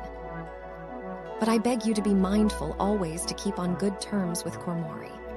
And so, I thought it natural to look forward to giving my life for yours some time or other. And it seems a great shame to me that you bid me run away and save myself in this fashion. Many may survive, as you say, but as things now are, they will all be retainers of the Genji. And after you have departed this life, what pleasure can I have in living longer? And if one lived for 1,000 or 10,000 years, would not one have to die in the end? I can see no greater wisdom than this. And so saying, he cut off his hair himself, and then received the tonsure from Takiguchi. When Ishido Maru saw this, not to be outdone, he too cut off his hair. He had been with his master since he was 8 years old, and his gratitude was no less than that of Shijikage, so he also had his head shaved by Takiguchi Nudo. When Kormori saw what they had done, he felt inexpressibly sad and exclaimed, "Ah, when I had thought to see my dear ones once again in my former state, but now I have nothing more to hope for." Andy, so as it must be, repeating 3 times the Buddhist text, Ryuten Senkai, Chu on Ai Funo Dan Kion Nayu, Mu I Shinjitsu Ho Onsha, he submitted his head to the tonsure. Both Kormori and Yasubioi were 27 years old at this time, while Ishido Maru was 18. By and by he called the Tonri Sato and said, "You are not to go up to the capital now. In the end it cannot be concealed, but if my wife were to know what I have done now, no doubt she too would renounce the world. But go to Yashima and tell them that, as they can see, the world is in a sad plight, and those who are tired of existence are many. Perhaps they may not have heard that Hidden no, Chujo Kiitsun fell in the western provinces, and Bichu, no, Kami Morimori was killed at Ikai no Tani, while my chief regret is that they may think me recreant on account of my present behavior. Whosoever is continuously reborn in the 3 worlds, it is because he cannot sever the bonds of affection. Whosoever renounces affection and enters nirvana, he it is who in truth requites affection," and said, "Not till I have seen what is to befall will I leave my master, but when all is ended, I will go to Yashima." Whereat Kormori allowed him to go with him. Then, taking Takiguchi Nudo with them as a guide to salvation, they set out from Koya in the guise of Yamabushi, and soon arrived at Santo in Kei. After worshipping at the shrine of Prince Fujishiro and others, before the shrine of Prince Iwashiro to the north of Senri, Hama, they met 7 or 8 horsemen in Karajinu. Thinking they might be in danger of being captured, each of the party laid his hand on his dirk to cut open his belly, when the others, respectfully, dismounting without any trace of suspicious conduct, made a deep obeisance and passed on. After this encounter, fearing that they might meet some others who knew them in these parts, Kormori and his men quickened their steps and hurried on. The horseman whom they had met was one Yuasa, no, Shikaro Yoimanamitsu, the son of Yuasa, no, Gon, no, Kami Munashige, and when his retainers asked him who it was, he replied, "That is Sami Chujo Kormori, the eldest son of Kamatsu, no, Daijin Shijimori. He has escaped from Yashima somehow or other, and has already shaved his head and become a monk." Those with him were Yasubioi and Ishido Maru, who have also renounced the world with him. I would have stopped and inquired of him how he did, but I thought he would be embarrassed and so passed on. How pathetic indeed is his fatal, and he pressed his sleeve to his face and wept, and of his retainers there was none who did not moisten the sleeve of his Karajinu. Chapter XII. The Pilgrimage to Keiwamano. Thus proceeding on their way at length, they came to the Iwatagawa. And of this river, it is said that whosoever crosses it is cleansed of all evil karma and hindrances to right conduct and inherited sins. As he offered up his prayers with a calm mind before the Shajuden of the main shrine, and throughout Fiat night contemplated the bulk of the stately temple, his cart was filled with thoughts too deep for utterance. A mist of boundless mercy and protection hovered over the mountain of Yuya, and the matchless spiritual power of the deity manifested itself in the Aten Ashigawa. The moon of the all-embracing efficacy of the doctrine shone clear and without pot, and no dew of evil thoughts collected in the garden of repentance for the 6 roots of wickedness. Everything around spoke to him of help and salvation. As the night grew on and he meditated in the silence, he pondered sadly over the remembrance of how his father Shijimori had come to this shrine and entreated the deity to shorten his days and grant him happiness in the afterlife. And as the ganjin of this shrine is amid a Nyorai, he prayed that, in accordance with his vow to save all mankind, he would bring him safe to the Pure Land, and also that his wife and children in Miyako might find peace and safety. For even when one has forsaken the world and entered the true way, these blind attractions are not wholly absent. The next day he took ship and went from the Hongu to the Shingu and worshipped the deity there. On its cliffs the pine trees tower aloft. Its breezes sweep all vain thoughts from the mind, while its clear flowing waters wash away the dust-rind mire of this evil world. Worshipping at the shrine of Asukai and passing by Sano no Matsubara, he came to the shrine of Nachai. There is the famous 3-fold waterfall that soars up thousands of yards to the sky, where upon the top of the cliff there stands a figure of Kwanin, a spot that might be called Futuraku, San. And as the sound of many voices chanting the Hawk Sutra came out of the mist, it might be considered like the peak of Gridrakuta.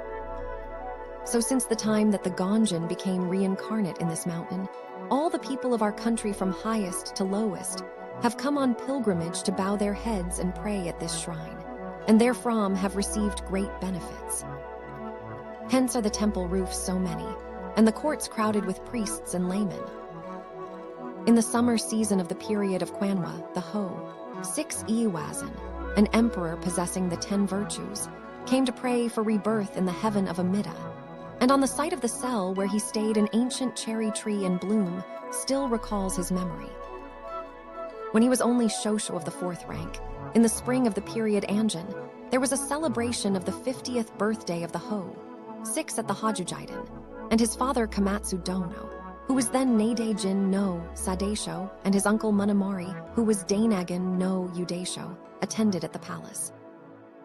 Besides these came also Sami no Chujo Tamamori, 2 no Chujo Shijihira, and all the courtiers and nobles of their house.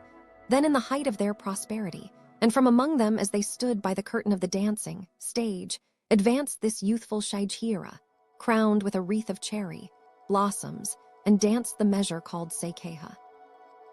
Most gracefully his sleeves floated out on the breeze, and his mien was brilliant as dew-sprinkled flowers, brightening the earth and illumining the sky. Then the imperial consort sent him a robe of honor as a present by the hands of the Kwampaku, and his father the Daijin, leaving his seat, came forth to receive it, placing it on his left shoulder while he did obeisance to the Ho 6. It was an honor that few could equal, and his fellow courtiers could not but be envious, while some of the ladies of the court in their admiration compared him to a plum tree among the trees of the forest. When we consider how brilliant Lai then was, ere long to rise to the high position of Daijin no Teisho, who would have thought ever to see him in this sad and emaciated condition? Though we speak of change and impermanence, it is a painful thing to see such a thing. And among all the priests of Nachai, there was none who did not press his sleeve to his eyes. Chapter XIV. Koarimorai, DROWNS himself. So Kormori, after completing the pilgrimage to the 3 shrines of Kumano, took a boat before the shrine called Hama no Miya, and launched out to the open sea. There is an island far out in the offing called Yamanari no Shima, and to this he rowed and disembarked on the shore. Weeping bitterly Lai cut his name and pedigree on a great pine tree thus: Sami no Chujo Kormori, religious name J5N, son of Kamatsu no Neidejin Shijimori Ko, religious name Jo Ren, grandson of the Dajo Daijin Taira no Asan Kiyomori, religious name Jo Kai, aged 27 years, drowns himself in the offing of Nachai, 28th day of the 3rd month of the 3rd year of Ju, after which he again entered the boat and rowed out into the offing. though he had made up his mind to end his life. When it came to the point, he felt down, cast, and sad. As it was the 28th day of the 3rd month, a sea mist was rolling over the waters, wrapping everything in a dreary pall. But even on an ordinary spring day, a melancholy mood comes over us with the approach of evening. So how much more when today is the end, the last evening we spend on earth. Looking at the fishing, boats as they rose and sank on the waves, though he had made up his mind to sink likewise, yet his thoughts dwelt on his own fate, and when he saw a flock of wild geese, he felt as great regret and home, sickness for his birthplace as did Sabu when he was imprisoned in the land of Ko, and sent back a message by a wild goose. Recollecting himself, however, and reproving himself for harboring such vain thoughts of this world, he put his hands together, and turning to the west, repeated the Nembutsu. But even so, the thought came into his mind how his dear ones in Miyako did not know that this was his last hour, and would keep on waiting and hoping for some tidings of him. So dropping his hands and ceasing to say the Nembutsu, he turned to Takeguchi Nudo and said, "Ah, what a thing it is to have wife and children! For not only are they an anxiety in this world, but a hindrance to obtaining enlightenment in the next. I fear that the obtrusion of these thoughts is because of the greatness of my guilt, and I repent of it." The sage felt deeply grieved in his heart, but thinking it would not do to show any weakness, he wiped away his tears and assumed an impassive expression. "Alas," he said, "tender feelings are common to all men, and it is indeed as you say. Endless are the karma relations produced if a man and woman place their pillows together but for one night, and deep is the connection in their afterlives. Those that are born must die, those that meet must part, is the way of this world. The last dew or the first drop, one must go before the other, and whether one dies first or last, all must leave this world at last. The pledge of Genso to Yakihi on an evening in autumn at the Rai Sand Palace led but to the bruising of hearts at last, and even the favor of Shozen in the can, Sen, Den had to come to an end. Even the magicians Sho, Shi, and Bai, Sei did not live forever, neither are the highest rank of saints free from birth and death, so that even if you can boast of the pleasures of long life, this resentment cannot be put away forever. Thus, if you live for 100 years, the pain of parting will still be the same. And Mara, the king of evil in the 6th Devaloka, who opposes the way, taking possession of the 6 heavens of desire, has made them his own, and grudging the people of these worlds deliverance from birth and death, becomes to them wives and husbands to hinder their escape. P. 208. And so all the Buddhas of the 3 worlds, regarding all mankind as their children, in their zeal to bring them to the paradise of the Pure Land, have strictly warned them that from the utmost antiquity wives and children were fetters to bind them to the wheel of birth and death. But do not lose heart on that account, for Iyo no Nudo Yoriyoshi, an ancestor of the Genji, being sent by the imperial command to subdue Ando Sadato and Manido, the rebels of Mutsu, in the course of 12 years took the heads of more than 16,000 men, besides which he deprived of life many millions of the beasts of the field and fish of the rivers. And yet at the time of his death, as a strong desire for enlightenment awoke within him, he is said to have attained a seat in paradise. So great is the merit of forsaking the world that all the sins of previous lives are washed away. Even if one should build a pagoda of the 7 precious things reaching up to the 33rd heaven, his merit would not be as great as that of him who renounces the world for a single day. Or if one should feed 100 arhats for 100,000 years, he who forsakes the world for one day would have greater merit. Was not Yoriyoshi able to attain bliss by his strength of mind? So shall not you, whose guilt is far less, be able to be reborn in the Pure Land. And moreover, Amida Nyorai, the Gonjin of this shrine, has made 48 vows to save mankind. And among these, in the 18th vow, he states that whosoever in true faith shall call up to 10 times on his name, earnestly desiring to enter paradise, shall in no wise fail to attain enlightenment. Welcoming your advent with songs of rejoicing. Thus, though your body may sink to the bottom of this ocean, You will ride in glory on clouds of purple." And as he spoke thus, striking his bell the while, and urging him to repeat the Nembutsu, Kormori, in sure belief that he had attained enlightenment, steadfastly putting aside all vain thoughts, looked towards the west and clasped his hands, with a loud voice repeating the Nembutsu 100 times, and then with the word Namu on his lips sprang into the ocean. Yasabioi and Ishido Maru, repeating the same invocation, also sprang to their death with their master. Chapter XV. The 3-day Hiyasechai. The Tonri Takesato was also about to follow his master into the water, when Takeguchi Nudo prevented him and said, "However grievous it may be, you must not depart from your lord's last behest. It is miserable to be left thus without a master, but you must live on to pray for the soul." "In my grief at being left behind," replied Takesato, "I had quite forgotten my obligations."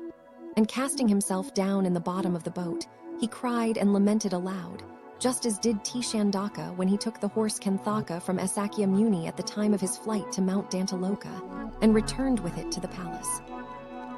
For a while they rowed about to see if the others would reappear or not, but they had sunk deep and came up no more. As they rowed, they repeated the sutras and the Nembutsu for their happier rebirth. And so the evening sun went down in the west, and all the sea grew dark, and though they could not bear to leave, yet as it must be, they rowed back the now empty boat to land, tears and oar, drips mingling indistinguishably on the Nudo sleeve. Takeguchi returned to Koya, and Takesato went on weeping to Yashima, where he delivered his lord letter to his younger brother Shin Samino, Chujo Sukamori. "Alas," said he when he opened it, "I had not thought he would act thus. Would that I had gone too and met my death with him, for it is grievous to die thus separated." Both Monomori and the Nihidono thought that he was going back to Miyako by the favor of Yoritomo, and meant to desert us, but now how sad that he has drowned himself thus in the sea of Nachi.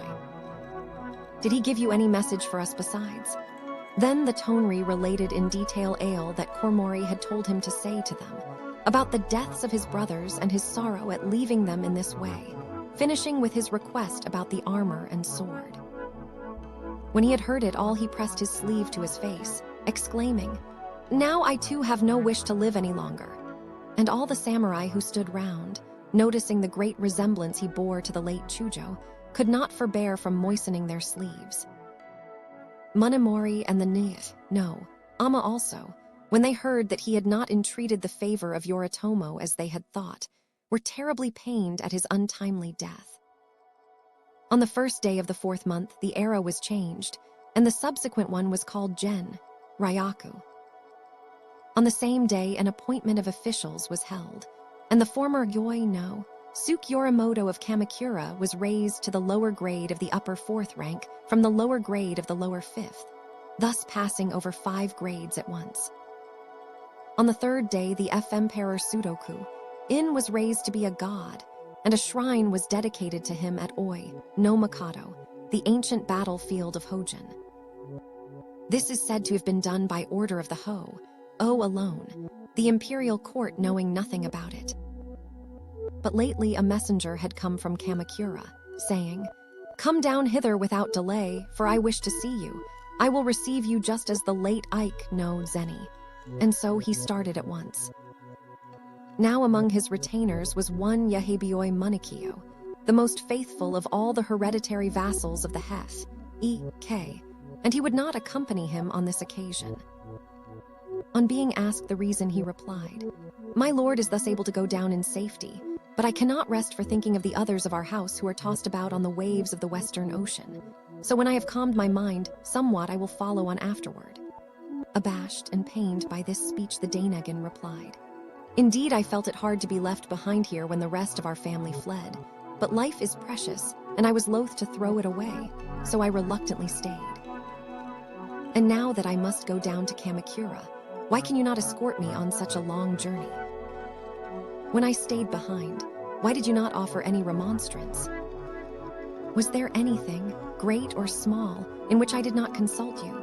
Shifting his position, Munikio replied with a respectful obeisance, Alas, 1-0 is more dear than life to all men, both high and low.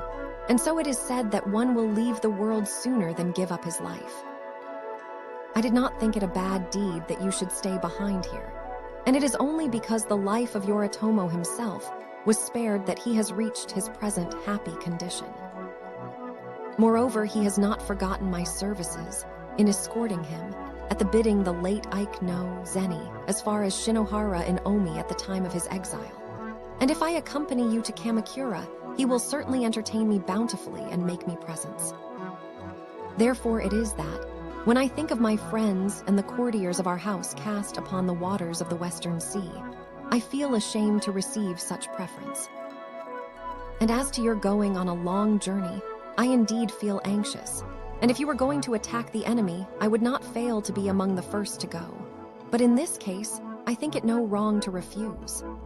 As he ended his speech, it was not easy for him to control his emotion, and all the other samurai likewise pressed their sleeves to their eyes. The Dainagon also was greatly displeased, but as there was no help for it now, he soon after started. On the 16th day of the same month, he reached Kamakura, and Yoritomo immediately received him in audience. When he inquired where Munikyo was, the Dainagon answered that he was sick just then and could not come. "How can that be?" replied Yoritomo.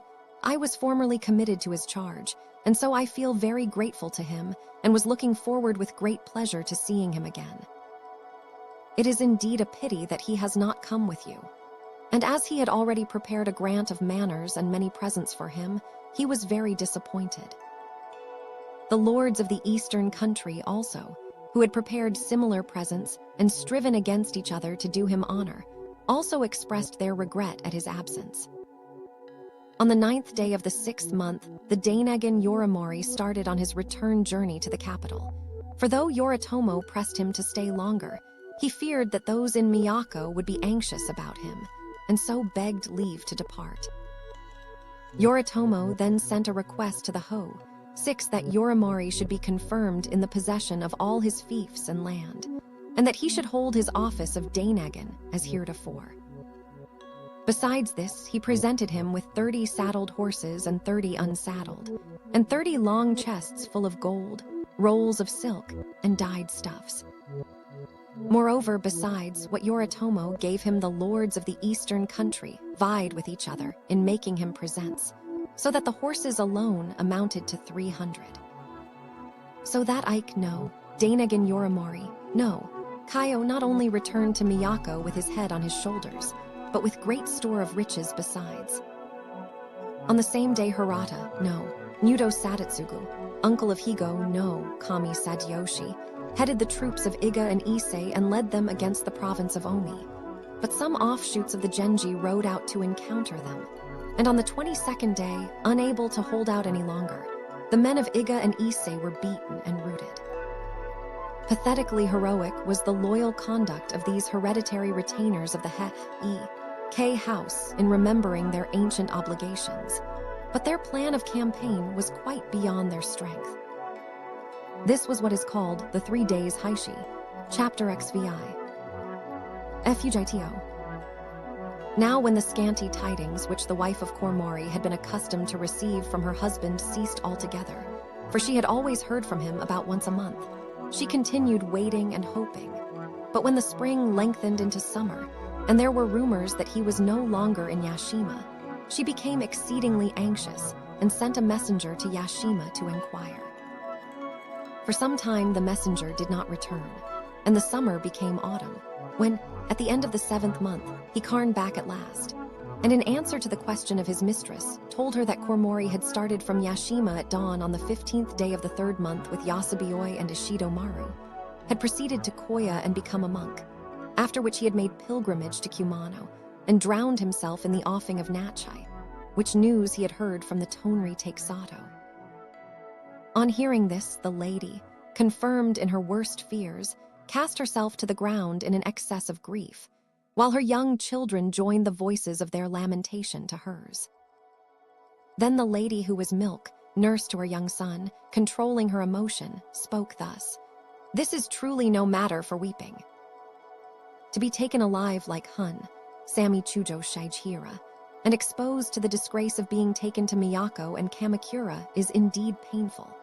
But it ought to be a source of joy in the midst of your sorrow to know that our master was able to proceed to Koya and renounce the world, and then go to Kumano, and after making all proper preparations for the next life, to put an end to himself in the waves of Nachai. Now you must also become a nun, and say prayers for the happy enlightenment of our departed Lord. So the lady forthwith forsook the world, and devoted herself to praying for her deceased husband. But when the news of the death of Kormari was reported to Yoritomo, he was very grieved and said, "Ah, what a pity he did not throw himself on my mercy. I would certainly have spared his life, for it was his father Shigemori alone who, at the request of the late Ike no Zeni, got my sentence remitted to banishment, and in remembrance of this great kindness I will never deal harshly with his children." Since he had become a monk, I would have taken no further steps with regard to him. Now after the Heike had crossed over to Yashima, they heard that a force of many tens of thousands of horsemen had arrived at the capital from the east country to advance against them, and moreover that the parties of Yuzuki, Hetsuki, and Matsura had banded together and were about to cross front Kyushu to attack them. But still, they thought they would be safe trusting to the mountains and the sea. On the 25th day of the 7th month, the ladies came together saying that it was just a year since they had left Miyako, and wondering how soon the time had passed. And so, bewailing the vicissitudes they had met, and talking of reminiscences of the past, some gave way to tears and some to laughter. On the 28th day, the ceremony of accession of the new emperor was held.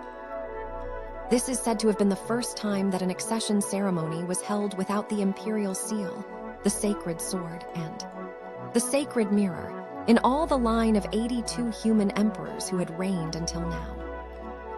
On the 6th day of the 8th month, an appointment of officials was held, and the Tai Shogun Kaba no Kwanya Noriyori was made Mikawa no Kami, while Kurono Kwanya Yashitsune was made Seaman no Jo. As he received appointment to the office of Kebeishi no Hangwan by edict of the Ho 6, he was afterwards known as Kuro Hagwan.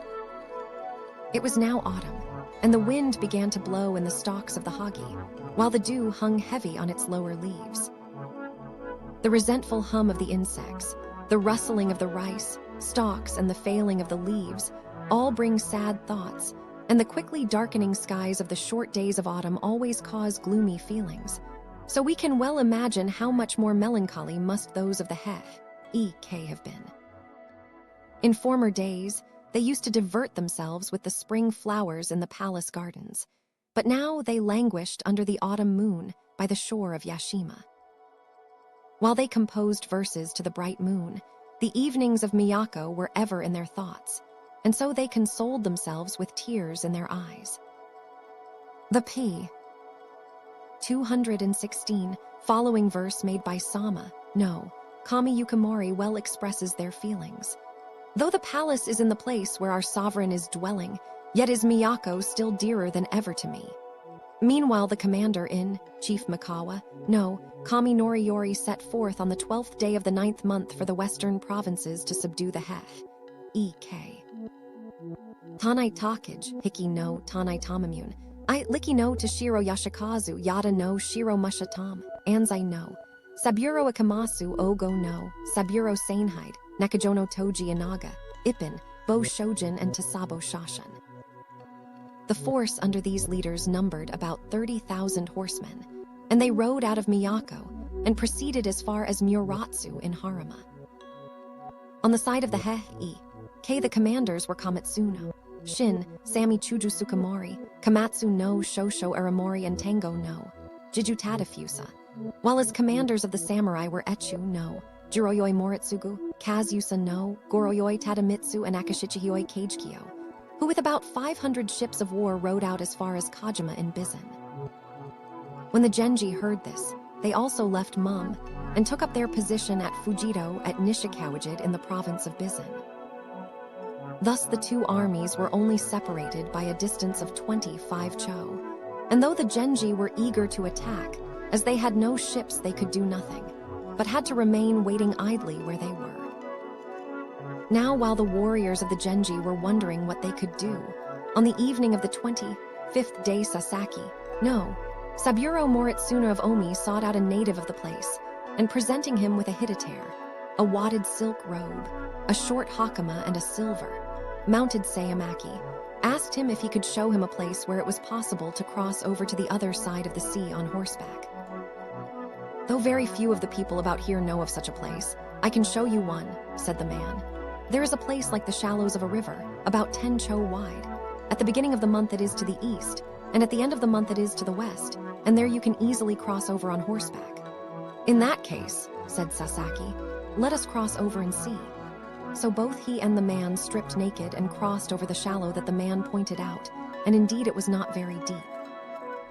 So Sasaki returned again with the man, but as he was afraid that he might tell someone about it, or show them the way, as there was no way of keeping him quiet otherwise, and he wished to be the only one to know about it, he stabbed him to death on the spot, cut off his head and threw it away. On the next day, at the hour of the dragon, 8 a.m., the Heike rode out again and repeated their provocation of the previous day. Then Sasaki, no Saburo Moritsuna of Omi, attired in a hitotare with dyed figures, and a suit of armor laced with scarlet, riding a piebald horse accoutred with a gold-mounted saddle, accompanied only by 7 of his family, 218 retainers, rode out against them by the way that he had just learned. When the commander Noriyori perceived this, he called out to stop him, and Doi no Jiro Sanhira spurred his horse on with whip and heel, shouting out, "Ho there, Sasaki Dono, what has taken you that you are so rash? The general forbids it. Come back at once."